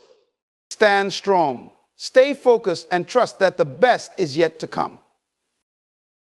Life requires decisions that shape our future, and some of the most pivotal choices we make revolve around the relationships we allow into our lives. When dealing with people who have hurt, abandoned, or betrayed us, it is easy to let emotions take the lead. The pull of nostalgia, the desire for closure, or even the hope for change can cloud our judgment. But emotions are temporary. They shift and change with circumstances. Wisdom, however, is rooted in truth, clarity, and the principles of God. It requires looking beyond the surface and seeing situations for what they truly are, not what you wish them to be. When you are led by wisdom, you understand that not every feeling demands action. Sometimes the greatest act of strength is restrained choosing to not open a door just because it knocks. Wisdom calls you to assess the intentions of those who seek to re-enter your life. Are they coming back out of genuine remorse and a desire to honor you, or are they returning because they see your growth and wish to benefit from it? Wisdom tells you to look past the words and focus on the patterns. Have they truly changed, or is this merely a repeat of the cycle that once caused you pain? Emotions may tell you to give someone another chance, to hold on to the idea of what could be. But wisdom reminds you that your time, energy, and peace are too precious to gamble on someone who has already shown they do not value you. It pushes you to ask hard questions and listen for God's voice in the stillness. He will guide you if you are willing to seek His counsel. Wisdom is not harsh, it is protective. It doesn't act out of bitterness, but out of clarity and love for yourself and for the purpose God has given you. To let emotions dictate your choices is to risk repeating old mistakes. Wisdom teaches you that some decisions, though difficult, are necessary for your growth and protection. It is not about being unkind or unforgiving. It is about honoring the life God has entrusted to you and making choices that align with His vision for your future. When wisdom leads, you are empowered to move forward, not backward, knowing that you are walking in alignment with your divine purpose. Sometimes the departure of certain people from your life is not a random occurrence, it is divine intervention. God, in His infinite wisdom, sees what you cannot. He hears conversations that you were not present for, perceives motives that were hidden from you, and knows the paths ahead where you could stumble if certain individuals remain close. When someone leaves your life, especially in a painful or unexpected way, it is easy to question, to mourn, or even to try to pull them back. But what if their exit was God's way of protecting you from harm you did not see? God's plans for your life are rooted in love, purpose, and growth. He is not a God of coincidence, but of intentionality. There are times when He removes people from your life because they are no longer aligned with the direction He is taking you. These are not losses, they are acts of grace. You might have been holding on to someone who was limiting your growth, draining your energy, or distracting you from your calling. While you may not see it in the moment, their departure is often a release from something that could have become a weight too heavy for you to bear. When God removes someone, it is because He sees their true character in ways you may never understand. He sees the hidden dangers that their presence could bring. Perhaps their words were sweet, but their intentions were bitter. Maybe they smiled in your face, but they were sabotaging you behind your back. Or perhaps they were simply not equipped to go where God is leading you. Whatever the reason, their departure is not a rejection of you. It is a reflection of God's protection over you. Resist the temptation to reopen doors that God has closed. Those doors were closed for your safety, your growth, and your peace. Sometimes He takes people out of your life not to hurt you, but to heal you. It is through their absence that you learn to rely on Him fully, to seek His guidance, and to trust in His plans. It is in the space left behind that He plants new seeds, opportunities, relationships, and blessings that you would never have been ready to receive had you continued to hold on to what was not meant for you. What looks like rejection is often redirection. What feels like loss is often preparation. God knows what He is doing, even when you do not. Trust Him in the process. Let go of what He has removed, not with bitterness, but with gratitude, knowing that His plans are always better than yours. Their leaving was not a mistake. It was a part of His divine design to take you to a higher place. Trust that He sees the full picture, even when all you can see is the pain of the moment. Forgiveness is a powerful act, one that frees your heart from the weight of bitterness and allows you to move forward in peace. But forgiveness does not mean that you are obligated to bring someone back into your life. Too often, people confuse forgiving with forgetting, or worse, with granting someone the same level of access they once had. Let me tell you, forgiveness is about releasing yourself, not reinstating them. It's about letting go of the pain, not reopening the door to the same harm. If someone betrayed your trust, disrespected your value, or abandoned you in your time of need, you can forgive them without pretending that those actions didn't happen. Forgiveness does not require you to ignore reality. Instead, it empowers you to face it without carrying the burden of bitterness. But forgiving them does not obligate you to invite them back into your life as if nothing happened. God calls us to forgive, but he also calls us to be wise. Even Jesus forgave, but he did not entrust his heart to everyone who claimed to follow him. Restoration of trust is not automatic, it is earned. And some people are not willing to put in the work to change or to rebuild what they have broken. They may return to your life with apologies, but if there is no genuine transformation, their presence can disrupt your peace and your purpose. True forgiveness allows you to say, I release you from the pain you caused, but I will not allow you to cause it again. It is a balance of grace and wisdom, a way of loving others while protecting yourself. God never intended for forgiveness to make you a doormat. It is not about erasing boundaries, but about ensuring that you walk in freedom. Forgiveness says, I no longer hold this against you, but wisdom says, I cannot let you back in to harm me again. Trust God to guide you in this balance, to help you forgive fully while discerning wisely. Forgiveness is a doorway to healing, but wisdom ensures that the door to unnecessary pain remains closed. Your purpose is sacred. It is the unique calling God has placed on your life, and it requires careful stewardship. Not everyone who enters your life is meant to stay, and not everyone who stays is meant to have access to your innermost thoughts, dreams, and struggles.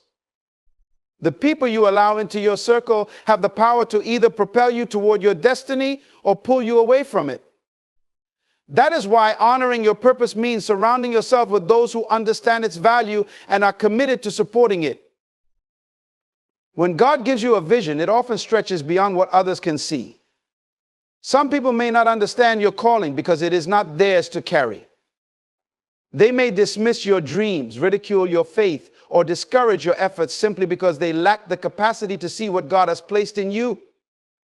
If you allow such voices to linger in your life, they will sow seeds of doubt, fear, and distraction, choking the very vision God has given you.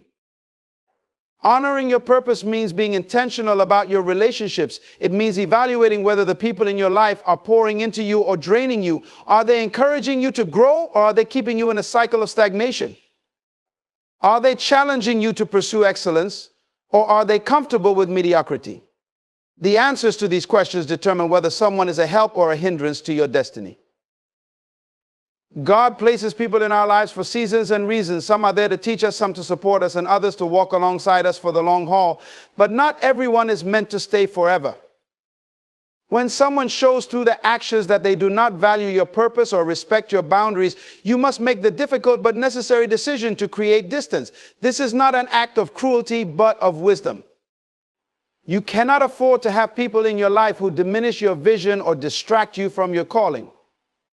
Your purpose is not just about you, it is about the lives you are meant to impact. Every time you allow someone to derail you, you are not only delaying your own progress, but also the blessings God has tied to your obedience. Honoring your purpose means guarding your heart and your time with diligence, ensuring that only those who uplift and support you have access to the deepest parts of your life. It is not selfish to protect your purpose, it is necessary. When you surround yourself with people who honor your calling, they remind you of who you are in moments of doubt. They push you forward when you feel like giving up. They celebrate your victories and mourn your losses, not out of obligation, but out of genuine love and alignment with God's plan for you. These are the people who deserve to walk with you, not those who undermine or devalue your journey. Your purpose is the reason you were created, the divine mission that only you can fulfill. To honor it is to honor God. And to honor God, you must sometimes make the hard choices about who gets to walk with you and who must be left behind. This is not rejection, it is alignment. It is choosing to place your purpose above personal comfort and trusting that God will send the right people to walk with you in His perfect timing. Returning to something that once caused you pain is like reopening a wound that has just begun to heal. Healing is a process, a journey of growth and renewal, and every step forward is a step away from the hurt that once held you captive. But when you go back to the very source of your pain, you risk undoing all the progress you've made. What you've worked so hard to mend can easily be torn apart again, leaving you to start over from a place of brokenness. This is why revisiting pain is never the path to true healing. When someone who hurt you tries to re-enter your life, it often comes with promises of change, of making things right. And while those words may sound sincere, you must ask yourself whether their actions match their intentions. Pain has a way of teaching us lessons we cannot afford to forget. It shows us the patterns, the behaviors, and the choices that led to our hurt in the first place. To ignore those lessons is to invite the same pain back into your life, this time with an even heavier cost. Growth requires you to move forward, not backward. It demands that you honor the progress you've made by refusing to return to what broke you. You are not the same person you were when the hurt occurred. You have grown, learned, and healed. Going back to the source of your pain is not only a step backward, it is a betrayal of the person you have become. It says to the progress you've made, you don't matter, when in reality, your growth is the evidence of God's hand on your life. When you revisit pain, you risk reopening doors that God has intentionally closed. Those doors were shut to protect you, to give you space to heal, and to lead you into a new season of life. Reopening them is like returning to a prison you've been set free from. It is easy to forget the weight of the chains once they're gone, but stepping back into that place will remind you all too quickly of why you left in the first place. Healing is not just about moving on, it is about moving forward with wisdom. It is about recognizing that your peace and progress are too valuable to jeopardize for the sake of familiarity or fleeting emotion. What you left behind may look different now, but that doesn't mean it has changed. Sometimes the greatest act of self-love and respect is to keep walking, to trust that what lies ahead is far greater than what you're leaving behind. God allows pain in our lives not to punish us, but to prepare us. He uses it to refine us, to teach us, and to position us for greater things. But the lesson is incomplete if we return to the very thing He called us to walk away from. Trust the healing process. Trust the growth you've experienced. And most importantly, trust that God's plan for your life requires you to keep moving forward. Revisiting pain blocks the blessings and opportunities waiting on the other side of your healing. Do not let the pull of the past rob you of the future God has prepared for you. When someone leaves your life, especially after causing pain, it is natural to want closure. You want answers, explanations, and maybe even an apology. But the truth is, closure is not something you always get from others. Closure is something you must give yourself. Waiting for someone to acknowledge the hurt they caused or to apologize for their actions keeps you tied to the very pain you are trying to leave behind. It hands them the power to dictate when or if you move on, and that is not the life God intended for you. Closure from others can be fleeting. Even if they apologize, their words cannot undo the damage or erase the memories. Healing is a deeper process, one that happens within you as you learn to release the pain and trust God with your heart. Closure is not about fixing the past. It is about choosing not to let the past control your present or dictate your future. It is about finding peace in knowing that you did your best, that you gave what you could, and that you are now walking away with lessons that will make you stronger and wiser. Seeking closure from others often keeps you entangled in a cycle of longing and disappointment. You replay conversations in your mind. Imagine what you would say if given the chance, and hold on to the hope that one day they will understand. But what if they never do? What if they never apologize, never change, never offer you the closure you seek? Will you remain stuck, waiting for something that may never come? Or will you choose to free yourself by trusting that God has a better plan for your healing? God does not want you to depend on others for your peace. True closure comes when you place your pain in His hands and allow Him to work in your heart. It comes when you decide to stop looking back and start looking forward. When you realize that you are not defined by what happened to you, but by how you rise from it, you take back the power that pain tried to steal from you. Choosing to let go without their apology is not weakness, it is strength. It is a declaration that your healing is not contingent on their actions, but on your faith in God's ability to restore you. When you release the need for their acknowledgement, you make room for God's grace to fill the spaces they left behind. You open yourself up to a new chapter, one that is no longer clouded by the shadows of the past. God is your ultimate healer, the one who sees every tear you've cried and every wound you carry. Trust Him to give you the closure you need, not through the words of others, but through His love, His peace, and His promises. Let go of the need for their validation and embrace the freedom that comes from knowing you are whole, even without their apology. Closure is not something you wait for. It's something you claim when you decide that their actions no longer have the power to hold you back. Trust is one of the most fragile and precious elements in any relationship. It is built over time through consistency, integrity, and shared experiences. But once trust is broken, it is incredibly difficult to rebuild. The foundation is no longer steady. The cracks from betrayal or dishonesty weaken the structure of what once seemed strong. When someone breaks your trust and asks to come back into your life, the question is not only whether they deserve another chance, but whether the foundation of your relationship can ever truly be repaired. Trust is not just a word, it is an unspoken agreement, a mutual understanding that each person will safeguard the other's vulnerabilities. It requires effort and accountability.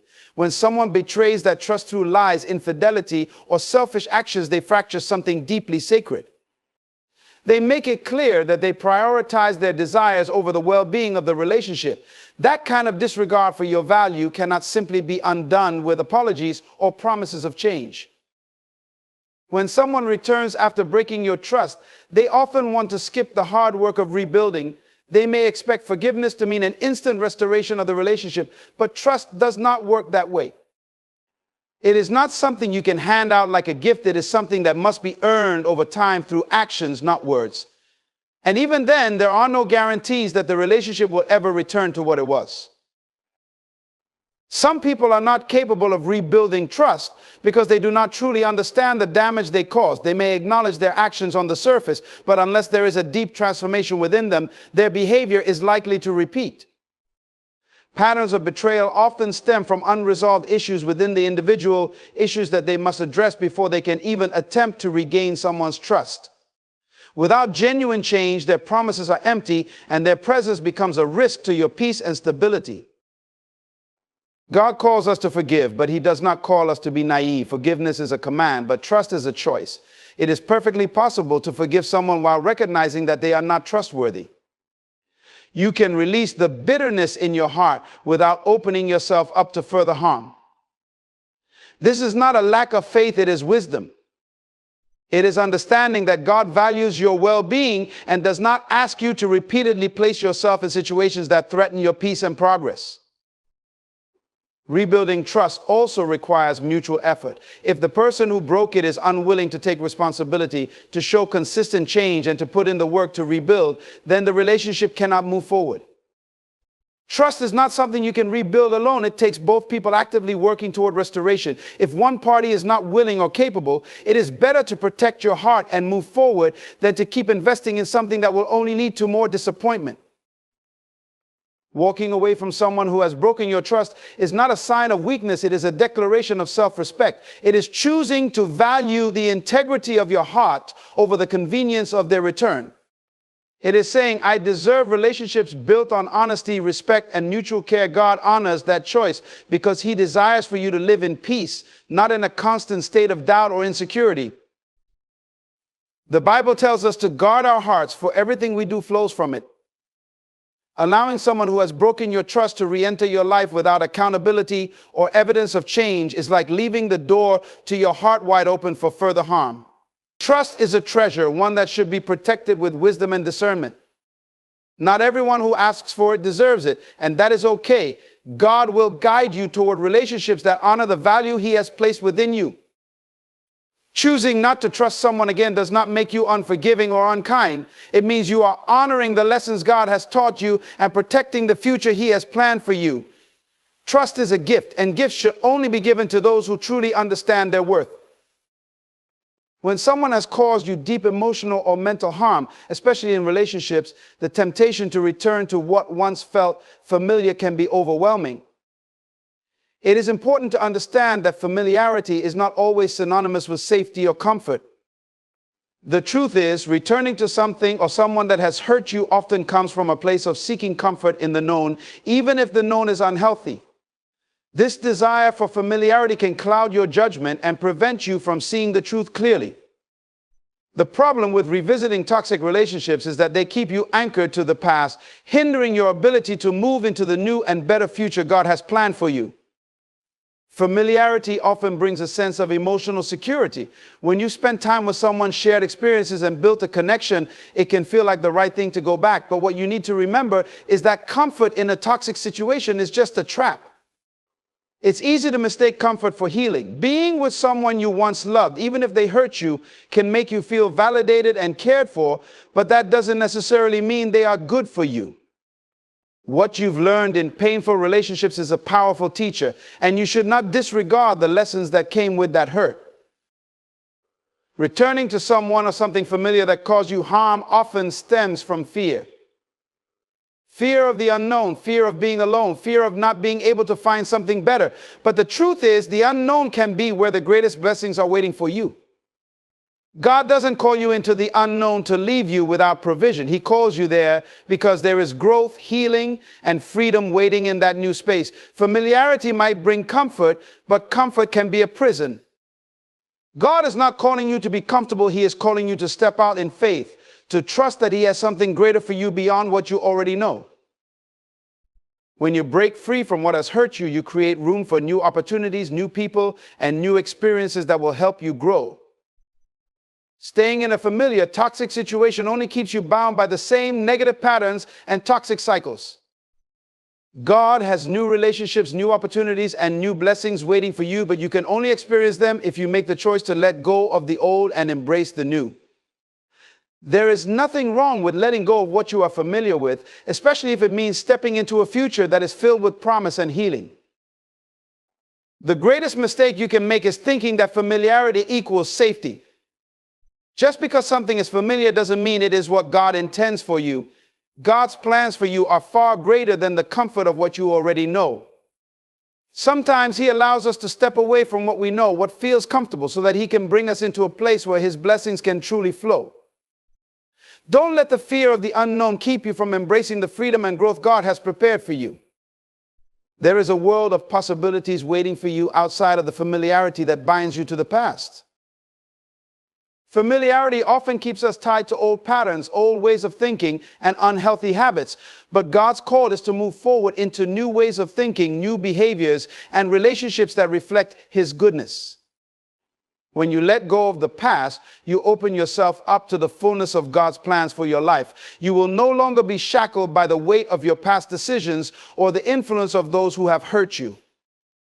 Your future will become a canvas for all the beautiful things God is ready to bring into your life, and you will be positioned to receive them fully because you've chosen to step out of the familiar and into His divine purpose. One of the most powerful lessons you can learn when someone who has hurt you wants to come back into your life is to recognize your worth and value. So often, when we've been through a difficult relationship, especially one filled with emotional or physical pain, we can start to doubt our own value. We can begin to believe the lies that we are not enough, that we don't deserve better, or that no one else will love us in the way we want to be loved. But the truth is, your worth is not defined by someone else's actions toward you.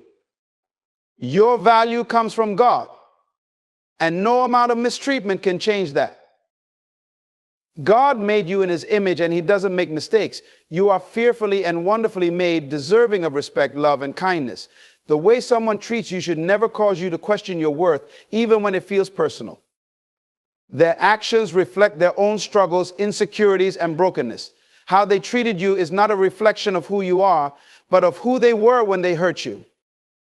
By allowing them to come back, you may be denying yourself the opportunity to walk in the full realization of who you truly are. You are not defined by the mistakes of others or the failures of a relationship. The more you understand your worth, the easier it will be to say no when someone tries to return to your life without truly changing.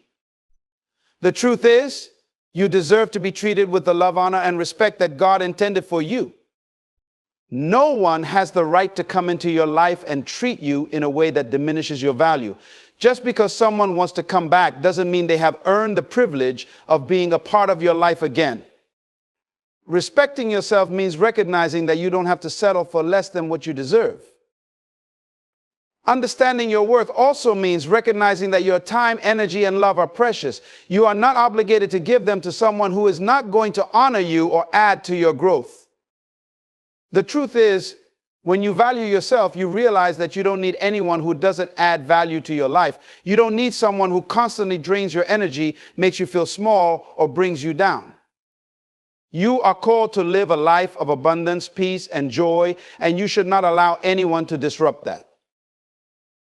You are worthy of someone who sees your value, someone who treats you as a treasure, and who reciprocates the love you give. God wants the best for you, and that includes relationships that bring out the best in you. If someone has treated you poorly in the past and now wants to come back without true change, they are not the person God has planned for you. Letting go of the idea that you need to settle for less will open your heart to something much better. You will begin to attract people who appreciate you for who you truly are, people who are ready to honor the value God has placed in you. Your worth is not something to be proven to anyone. It is a truth that should be recognized and honored. When you know your worth, you understand that not everyone is meant to walk with you on your journey. The people who come into your life must respect and love you in the same way that you respect and love yourself. If they do not, you are not obligated to allow them back in. Choosing to honor your worth means you are choosing to protect your peace, your purpose, and your future. It means you trust that God has a plan for your life that involves healthy relationships and fulfilling connections, not the cycles of pain that may have come from the past. As you continue to grow and heal, you will come to realize that your value is not up for negotiation. You are not an option to be taken or discarded at someone's whim. You are a child of God, and you have been created for greatness. The moment you understand this, you will begin to make decisions based on the truth of your worth. When you see yourself as valuable, you will no longer settle for less than you deserve. You will walk away from anything that does not align with the respect and love that you know is rightfully yours. When someone has hurt you in the past and the temptation to take them back arises, you must understand that their return could be a distraction from the divine purpose that God has for your life. Often, when we experience pain and heartache, we want to rush back to what we knew, what felt comfortable, or what seemed to offer a solution. However, these distractions are not always aligned with God's plan for us. God knows the path that will lead you to your highest good, and it doesn't always involve going back to what once was. He is constantly moving you forward, even if that means letting go of something or someone that is no longer meant for your journey. Sometimes when we choose to return to something or someone, we are holding on to something that prevents us from stepping into the fullness of what God has prepared for us. It's easy to forget that every opportunity, every relationship, and every situation that we experience is part of the bigger picture God has already mapped out for our lives. There are doors He wants to open for us, relationships He wants us to nurture, and purposes He wants us to fulfill. But if we keep going back to old situations or people that have hurt us, we are blocking those doors from opening. We are delaying our destiny by holding on to what has already served its purpose in our lives. God's purpose for your life is always about moving forward. There is no growth in looking back. When you look behind, you are choosing to stay stuck in the past, and this prevents you from moving into the future that God has already prepared for you. The pain you've experienced is not something God wants you to continue to carry around, but rather something He wants to heal. It's only through healing and moving forward that you can truly walk in the fullness of the life He has called you to. If you keep going back, you're prolonging the healing process and keeping yourself from the progress you are meant to make. Moreover, God will often allow certain people or situations to leave our lives, not as a punishment, but as an opportunity for growth. It's in these moments of separation that we begin to discover things about ourselves that we would not have recognized had we stayed in those unhealthy situations. God uses every experience, every relationship, and even every heartbreak to shape us, build our character, and align us more closely with His will. These experiences are not wasted. They are part of the refining process that prepares us for something greater. By holding on to the past, we miss the opportunity to become who God is calling us to be. When you're constantly going back, you also risk preventing the new relationships, opportunities, and blessings that God is trying to bring into your life. You might be blocking your own growth by clinging to something that is not part of your future. It's like trying to fill a cup that's already full. If you don't let go of the old, there will be no room for the new. The future God has for you is filled with joy, peace, and fulfillment, but it requires you to move beyond the past. You have to let go of what no longer serves you in order to step into the abundant life He has promised you. One of the hardest parts of letting go is the fear of uncertainty. We often find comfort in knowing what we are walking into, even if it's not good for us. But God doesn't call us to a life of certainty, but a life of faith. He asks us to trust him even when we cannot see the full picture. And in trusting him, we discover that the life he has for us is far greater than what we left behind. There is a future full of divine opportunities, relationships, and experiences waiting for us, but we must be willing to step away from the past and embrace the unknown with faith. In choosing not to go back, we are demonstrating that we trust God's timing, we trust his plan, and we trust that he has something better waiting for us. The return to the past is not always a sign that you should go back. Sometimes it's just an opportunity for you to learn, grow, and step into a new chapter of your life. God is preparing you for something greater than what you've experienced before, and it's only by moving forward that you will be able to fully embrace his purpose for your life. Keep your eyes on the prize and trust that the future he has in store for you is worth every step you take away from the past. In conclusion, the journey of life is filled with opportunities for growth, healing, and transformation. When someone who has hurt you in the past comes back, it is essential to remember that your value, your purpose, and your destiny are too great to be held captive by past pain or old patterns. You were created for more than to live in cycles of hurt, and God's plan for your life is filled with new possibilities, new relationships, and new blessings that require you to move forward, not backward. By choosing not to take them back, you are honoring your worth, trusting in God's plan, and making space for the life he is calling you to. Letting go of the past does not mean you are weak. It means you are strong enough to walk into the future with faith and confidence. Remember, you are worthy of love, respect, and joy. Embrace the freedom that comes from letting go and trust that God has greater things in store for you. Your best days are ahead of you, not behind. Stay focused, stay faithful, and keep moving forward. For God is always guiding you toward the destiny he has uniquely designed for you. You see, when people mistreat you, it's not a reflection of your worth. It's a reflection of their own insecurities and flaws. It's easy to feel hurt when others don't see your value, when they misunderstand you, or when they take advantage of your kindness. But let me tell you something, what they do to you does not define who you are.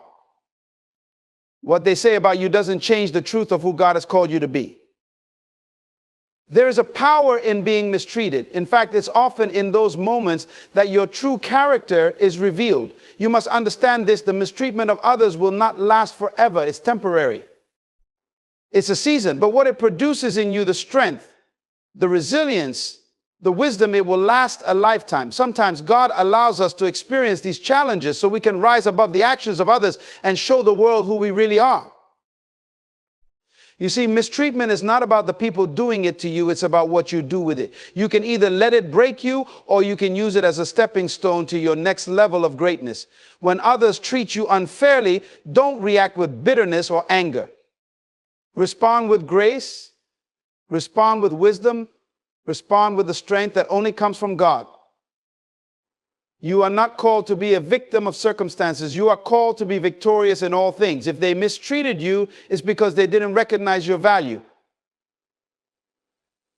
But that doesn't change who you are. God knows your worth. And in the end, those who mistreated you will have to look up to you. They may be mistreating you now, but the truth is this: they will regret it.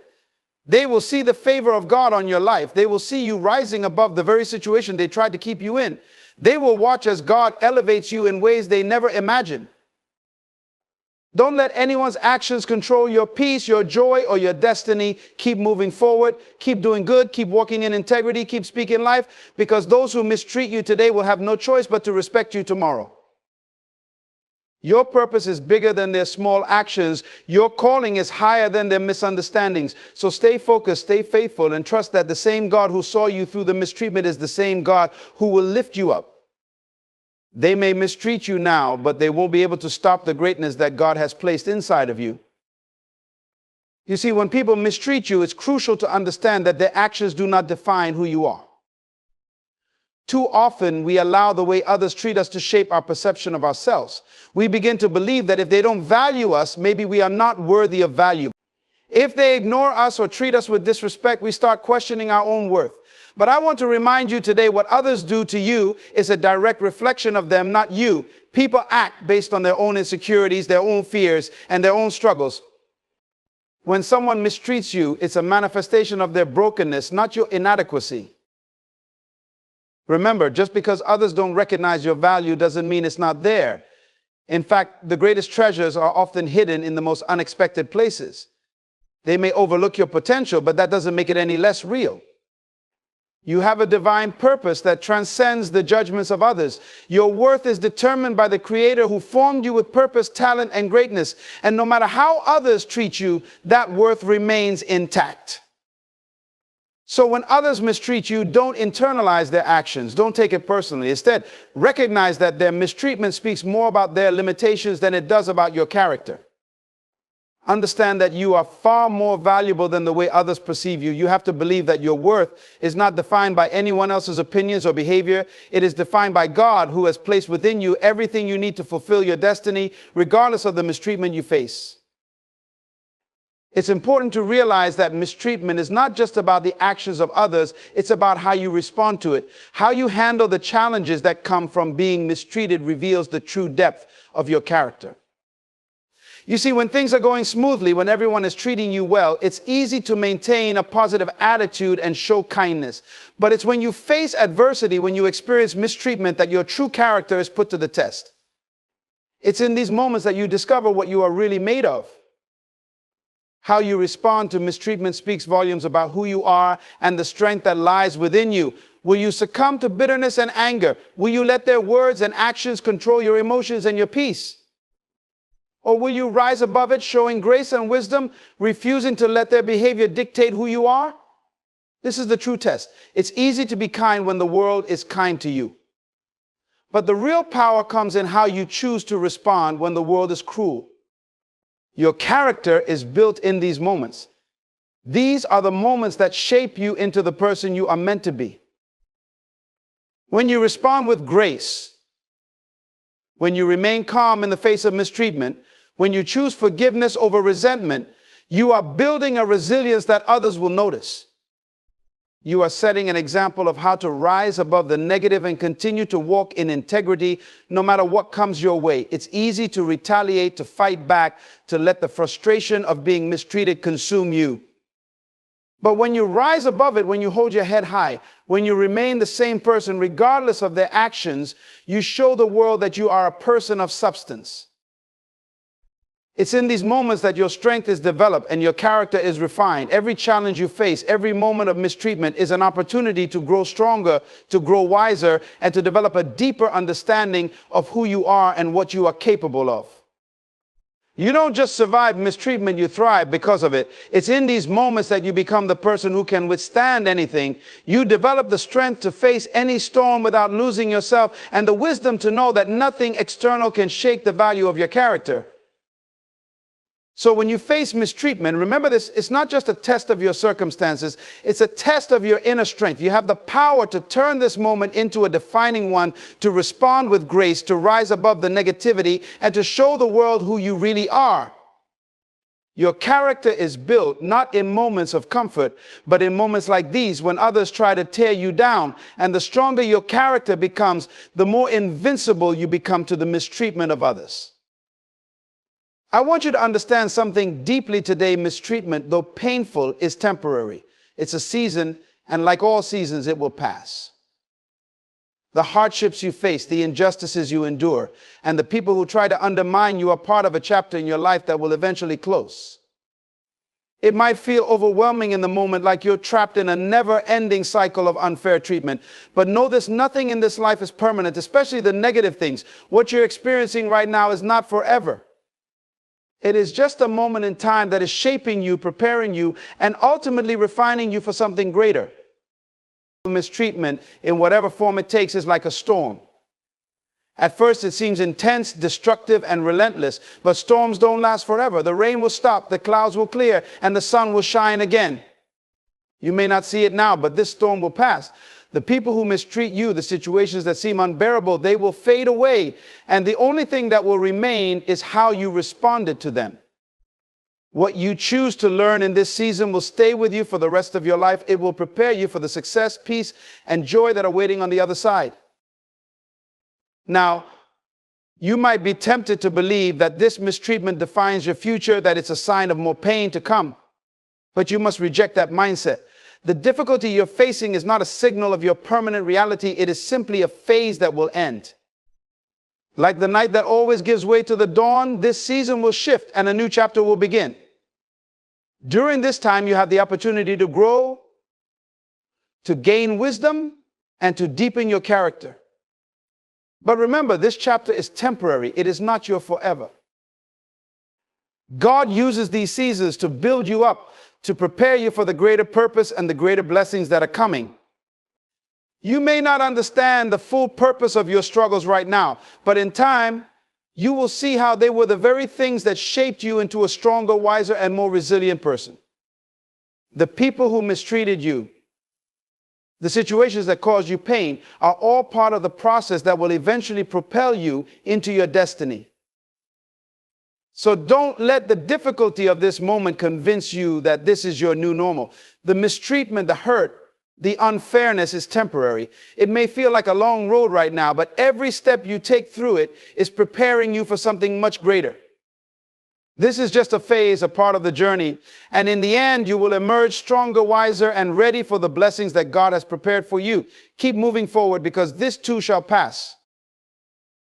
When you face mistreatment, what truly matters is not just the mistreatment itself, but how you choose to respond to it. The response you choose in these moments will have a profound impact on your life. You have two paths you can take. You can allow the mistreatment to define you, to shape your identity, and to cause you to shrink back in bitterness and resentment. Or you can use it as a stepping stone for your growth, a catalyst for your personal development. The choice is yours. Mistreatment is not just something you survive. It is something that can propel you forward if you allow it to. Instead of allowing it to tear you down, use it to strengthen you, to deepen your character, and to clarify your purpose. You see, life's greatest lessons are often learned not in comfort, but in adversity. When you face mistreatment, you're given a unique opportunity, the opportunity to rise above the negativity, to develop a deeper understanding of who you are, and to grow stronger in your resolve to fulfill your purpose. This is the power of responding to mistreatment with resilience. It's not about denying your emotions or pretending the pain doesn't exist. It's about refusing to let the actions of others control your inner peace and dictate your future. You have the power to choose how you respond. You can allow the mistreatment to steal your joy, to cloud your vision, and to make you doubt your worth. Or you can respond with strength, wisdom, and grace. You can use it as a tool to sharpen your focus, to remind you that your purpose is greater than the pain.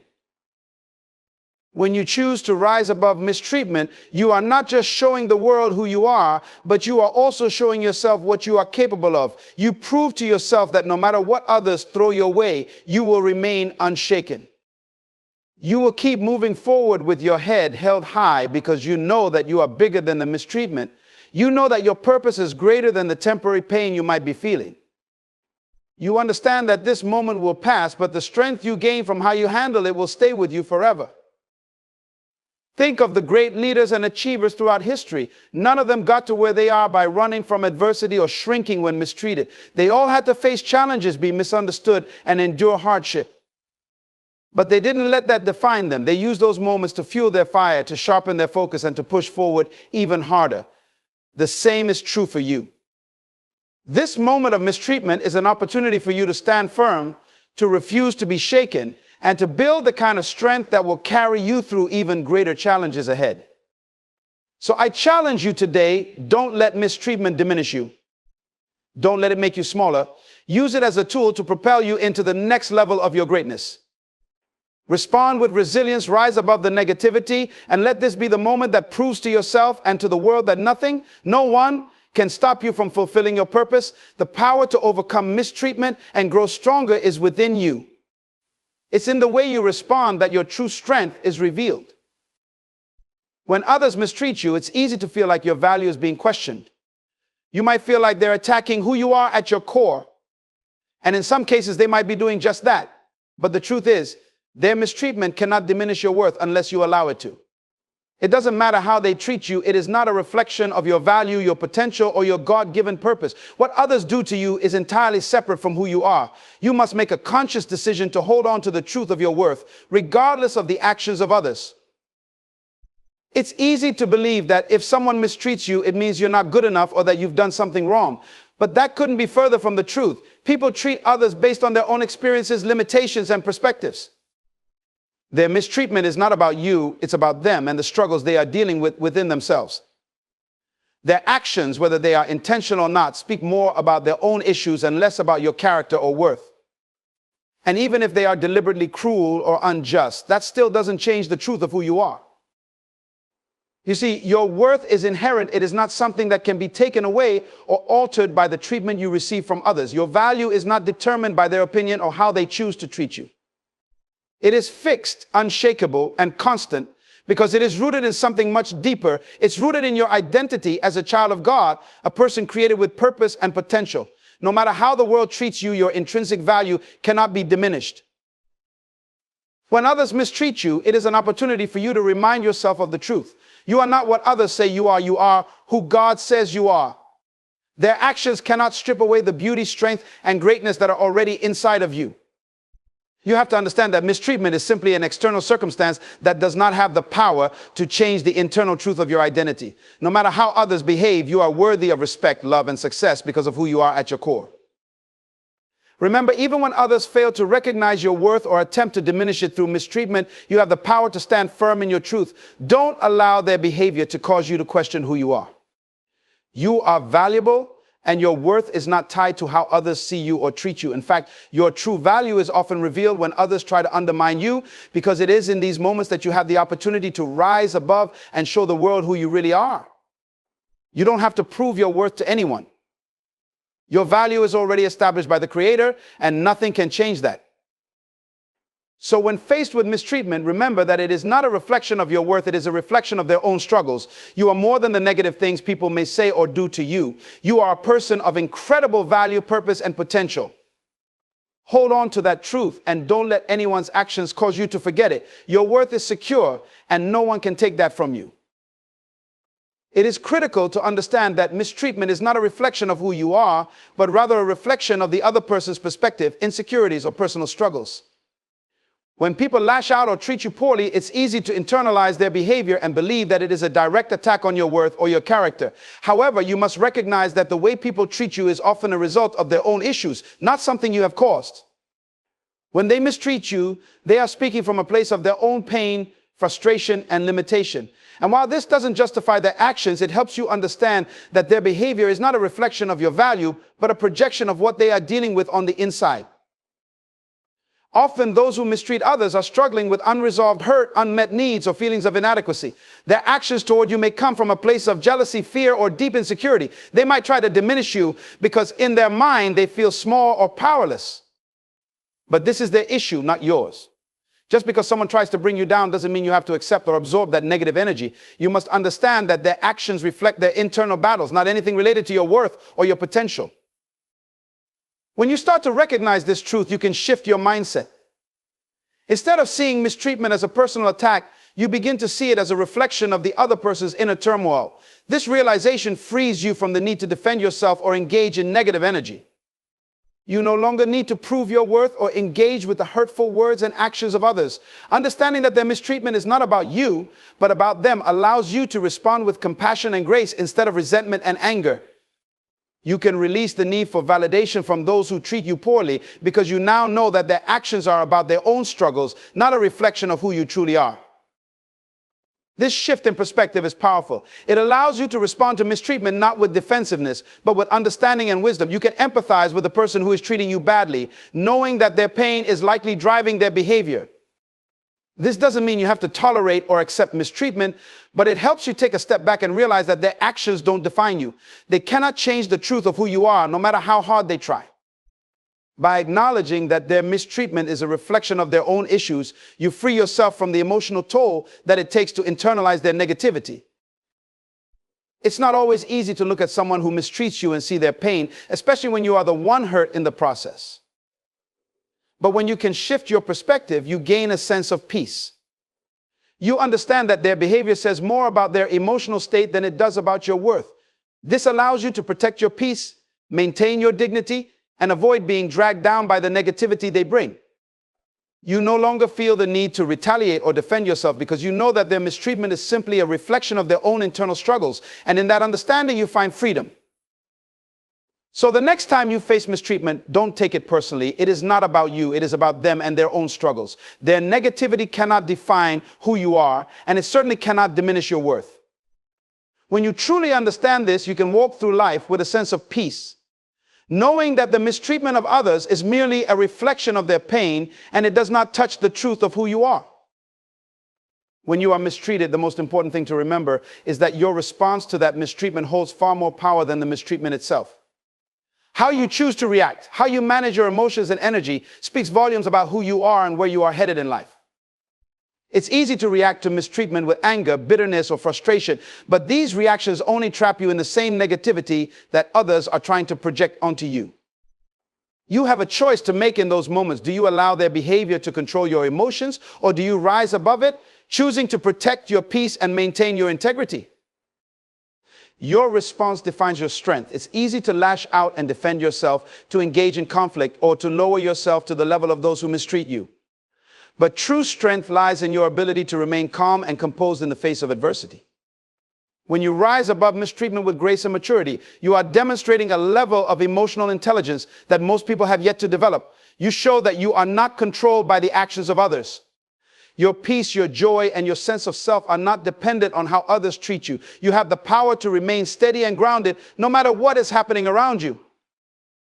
Responding with grace doesn't mean accepting mistreatment. It doesn't mean tolerating negativity or being a doormat. Rather, it means choosing to not let the mistreatment affect your inner peace, your emotional state, or your values. It means refusing to let the actions of others take away your power. When you are mistreated, you don't need to engage with anger or retaliation. Instead, you can respond with wisdom, with poise, and with the understanding that your worth is not tied to the treatment you receive from others. You can remain respectful and firm, but you can also distance yourself emotionally from the negativity. This is where true strength lies, in your ability to control your response. It's important to recognize that how you handle mistreatment directly affects your future. Every decision, every action, and every response you make shapes the path that lies ahead.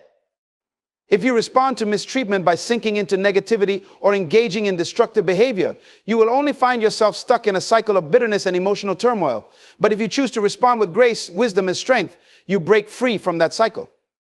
You demonstrate to yourself and the world that you are not defined by the treatment of others. You rise above it and continue moving forward in alignment with your purpose and your goals. This also helps you maintain your focus. Mistreatment, especially when it is intentional or unjust, has the potential to distract you from your purpose. It can consume your thoughts and emotions, clouding your judgment and causing you to lose sight of what truly matters. But when you choose to respond with wisdom, you maintain clarity. You keep your eyes on the bigger picture and refuse to be derailed by temporary setbacks or the negativity of others. Your purpose and vision become your guiding light, and you stay on track regardless of what others may throw your way.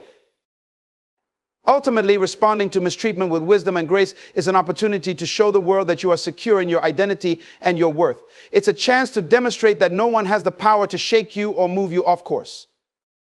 When you respond in this way, you not only protect your peace, but you also empower yourself to continue growing, to continue moving forward, and to continue becoming the person you were created to be. So in every instance of mistreatment, remember that your response is what will shape your future. Choose wisely, choose strength. Choose peace. Choose to rise above the negativity.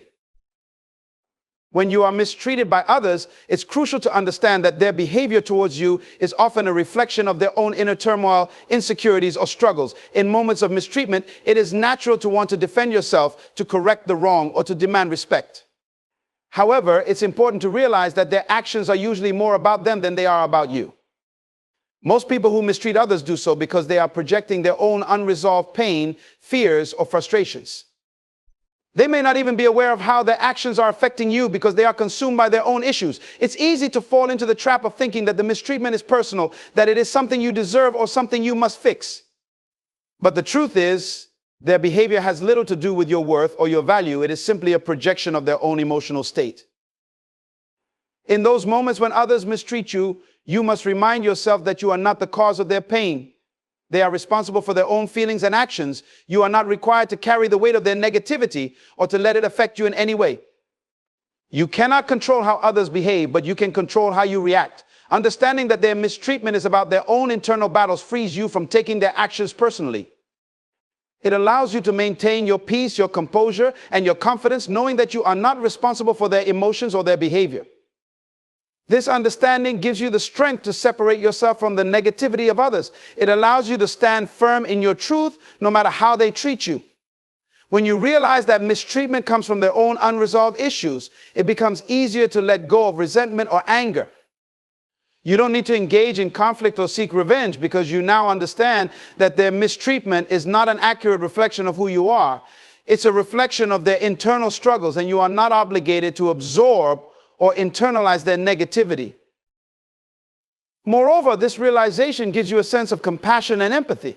While their behavior may be hurtful, understanding that they are acting out of their own pain can help you respond with kindness instead of anger. You begin to see that their mistreatment is likely a cry for help, a manifestation of their own wounds that they have not dealt with. This doesn't mean you should allow yourself to be mistreated or tolerate toxic behavior. But it does help you approach the situation with a sense of understanding and emotional maturity.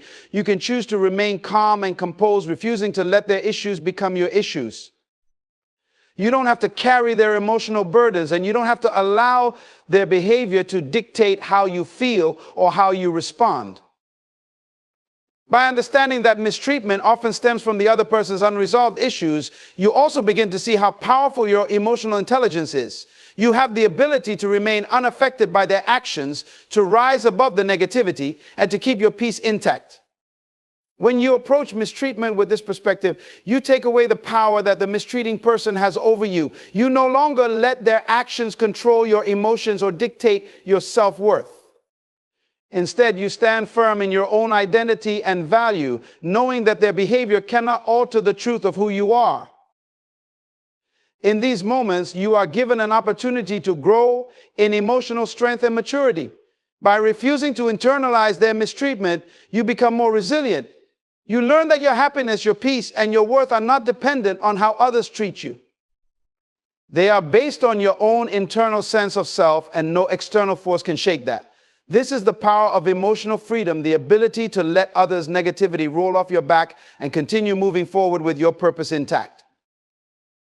Ultimately, when you realize that mistreatment is more about the other person than it is about you, you are empowered to respond with wisdom, grace, and emotional strength. You no longer allow their behavior to affect your sense of self-worth. Instead, you rise above it, protecting your peace and staying true to who you are. Their mistreatment cannot change your value, your purpose, or your identity. It only speaks to their struggles, not to your worth. And once you understand this truth, you can walk through life with confidence, knowing that no one's behavior can ever diminish the greatness that lies within you. When you face mistreatment, it is often an opportunity for you to step into your true power and demonstrate a level of character that many others may not have the strength to exhibit. How you respond to mistreatment speaks volumes about your maturity, your understanding of life, and your ability to navigate challenges with dignity and grace. Instead of reacting impulsively with anger or frustration, you have the ability to respond in a way that reflects your values, your growth, and your emotional intelligence. Mistreatment can often serve as a test, not of your worth, but of your ability to rise above the situation and handle it in a way that honors your highest self. There is a powerful realization in understanding that mistreatment does not define you, nor does it have the ability to alter your character. When you allow mistreatment to affect your emotions, it is as though you are giving the person mistreating you control over your emotional state. But when you refuse to let their behavior move you or dictate how you feel, you take back control. You demonstrate that no one else can control your peace, your joy, or your path in life. When you remain calm and collected, you show the world that your strength is not dependent on external circumstances, but is rooted deeply within you. Your ability to stay grounded and composed in the face of negativity reveals that you are emotionally resilient, mature, and truly in control of your own destiny.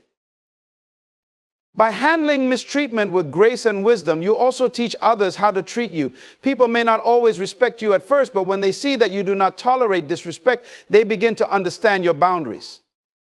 How you respond to mistreatment establishes the standard for how others will interact with you moving forward.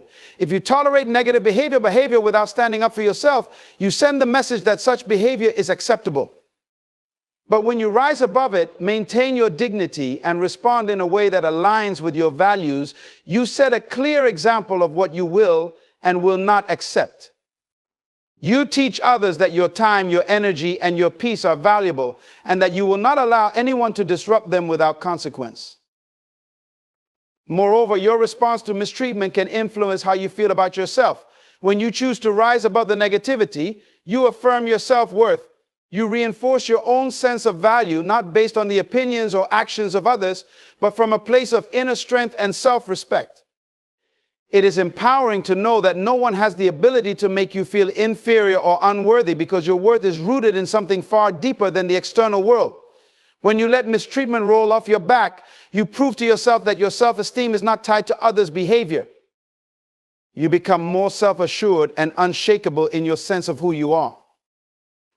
Additionally, choosing to rise above mistreatment allows you to maintain your focus on what truly matters. It's easy to get caught up in the drama, to be consumed by the emotions that come with being mistreated. However, when you choose not to react emotionally, you preserve your energy and your focus. You keep your eyes on your goals, your purpose, and your vision for the future. Instead of allowing negativity to drain you, you channel your energy into what will help you grow, succeed, and make a positive impact in your life and the lives of others. You no longer waste time or emotional resources on people who are not aligned with your values, and instead, you dedicate your energy to those who uplift and support you. Ultimately, how you handle mistreatment is an opportunity to show the world who you truly are. It is a chance to demonstrate your strength, your character, and your emotional intelligence. It is an opportunity to show that no external force can shake your peace, your purpose, or your sense of self-worth. Your response is a reflection of your growth and your ability to navigate life's challenges with grace and wisdom. When you choose to rise above mistreatment, you not only protect your peace, but you also set the stage for greater personal growth, deeper relationships, and an unwavering sense of confidence that no one and nothing can take away. In that moment, you define yourself and you show the world that you are far greater than the mistreatment you face. When you are mistreated by others, it can feel as though the world is unfair, that somehow you are being targeted or wronged for no reason at all. But in reality, mistreatment often serves as a powerful tool for your own personal growth, development, and transformation. It is in these moments of difficulty that your true strength and resilience are forged. Though you may not fully understand it in the moment, every time you face mistreatment and choose to rise above it, you are building the emotional muscle necessary to face greater challenges in the future. You are being prepared for something far greater than you can currently see. There is a divine purpose behind every challenge you encounter, and mistreatment is no different. The very people who mistreat you may not realize that they are actually providing the opportunity for you to become more aware of your own power, your self-worth, and your capacity to endure. The more you are mistreated, the more you learn about your own boundaries, what you will tolerate, and how you will protect your peace. It is through these trials that you begin to uncover the depths of your own strength and emotional intelligence. When others try to diminish you, you have the chance to rise above their attempts to define you, to show the world that their actions will not have the final say in who you are. In many ways, mistreatment acts as a mirror, reflecting not just the weaknesses or insecurities of the person mistreating you, but also your own internal landscape. It forces you to look within and ask yourself questions like, how do I respond to this? And what does this situation reveal about my own limits and my own beliefs about myself? It is in these moments that you are given the opportunity to choose how you react. Will you choose to allow the mistreatment to define you? Or will you use it as an opportunity to strengthen your resolve, to redefine your boundaries, and to elevate your response to a higher standard? You must realize that mistreatment does not define your worth. Your worth is inherent, it is part of who you are, and no one can take that away. when you refuse to internalize the mistreatment, when you choose not to let their negative energy affect your self-image or your sense of purpose, you are affirming your own value. The way you handle mistreatment speaks volumes about your character. When others see you maintaining your composure, rising above their negativity, and continuing on your path with grace, they are witnessing the true power that lies within you. This is the power of not allowing others to dictate your emotions, your actions, or your worth. You are demonstrating the strength to stay true to who you are, regardless of how others choose to treat you. Furthermore, mistreatment provides a unique opportunity for growth because it helps you learn to detach from the opinions of others. Often we place too much value on the opinions of those around us, allowing their judgment or mistreatment to shape how we feel about ourselves. But when you face mistreatment with the understanding that it has nothing to do with your value and everything to do with the other person's issues, you can free yourself from the need for validation from others. You begin to rely more on your own inner sense of self-worth and your own connection to your higher purpose. This emotional detachment is a powerful form of freedom that allows you to navigate life with greater clarity and strength. You no longer need others' approval to feel good about yourself. You are no longer dependent on their validation to confirm your worth. In the long run, mistreatment can also teach you the importance of boundaries. It shows you the value of protecting your peace and of standing firm in your values. When someone mistreats you, it is often a reflection that they are overstepping a boundary. By recognizing this and choosing not to accept mistreatment, you teach yourself how to create and maintain healthy boundaries. You begin to learn that you don't have to tolerate toxic behavior, and that setting boundaries is a sign of self-respect. This is an essential lesson that will serve you in all areas of life, from relationships to career to personal growth.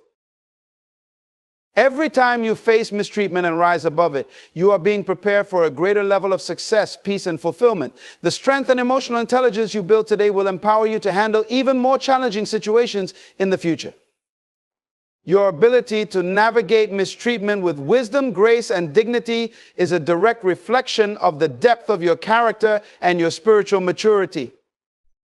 When you choose not to let mistreatment derail you or diminish your sense of worth, you affirm that nothing can stand in the way of your purpose or your greatness. You are being prepared for a level of success, inner peace, and emotional freedom that cannot be shaken by the actions or opinions of others. Every challenge, every trial, and every instance of mistreatment is an opportunity for you to become the best version of yourself. So instead of seeing mistreatment as a setback, begin to see it as a stepping stone toward your greater destiny. It's not something that holds you back. It's something that propels you forward, preparing you for the greatness that lies ahead. In the end, mistreatment is not a reflection of who you are, but an opportunity for you to rise above, to show the world the depth of your character, and to affirm your worth. It is in these challenging moments that you have the chance to define yourself not by the actions of others, but by how you choose to respond. Every time you choose grace over anger, peace over frustration, and strength over defeat, you reinforce your own power and resilience. Remember, your worth is not determined by how others treat you, but by how you see yourself and how you rise to every occasion. Mistreatment does not diminish you, it empowers you to become the person you were always meant to be. So stand tall, keep your focus, and let the mistreatment of others propel you to greater heights. Your journey is one of growth, purpose, and transformation, and nothing, not even the mistreatment of others, can take that away from you.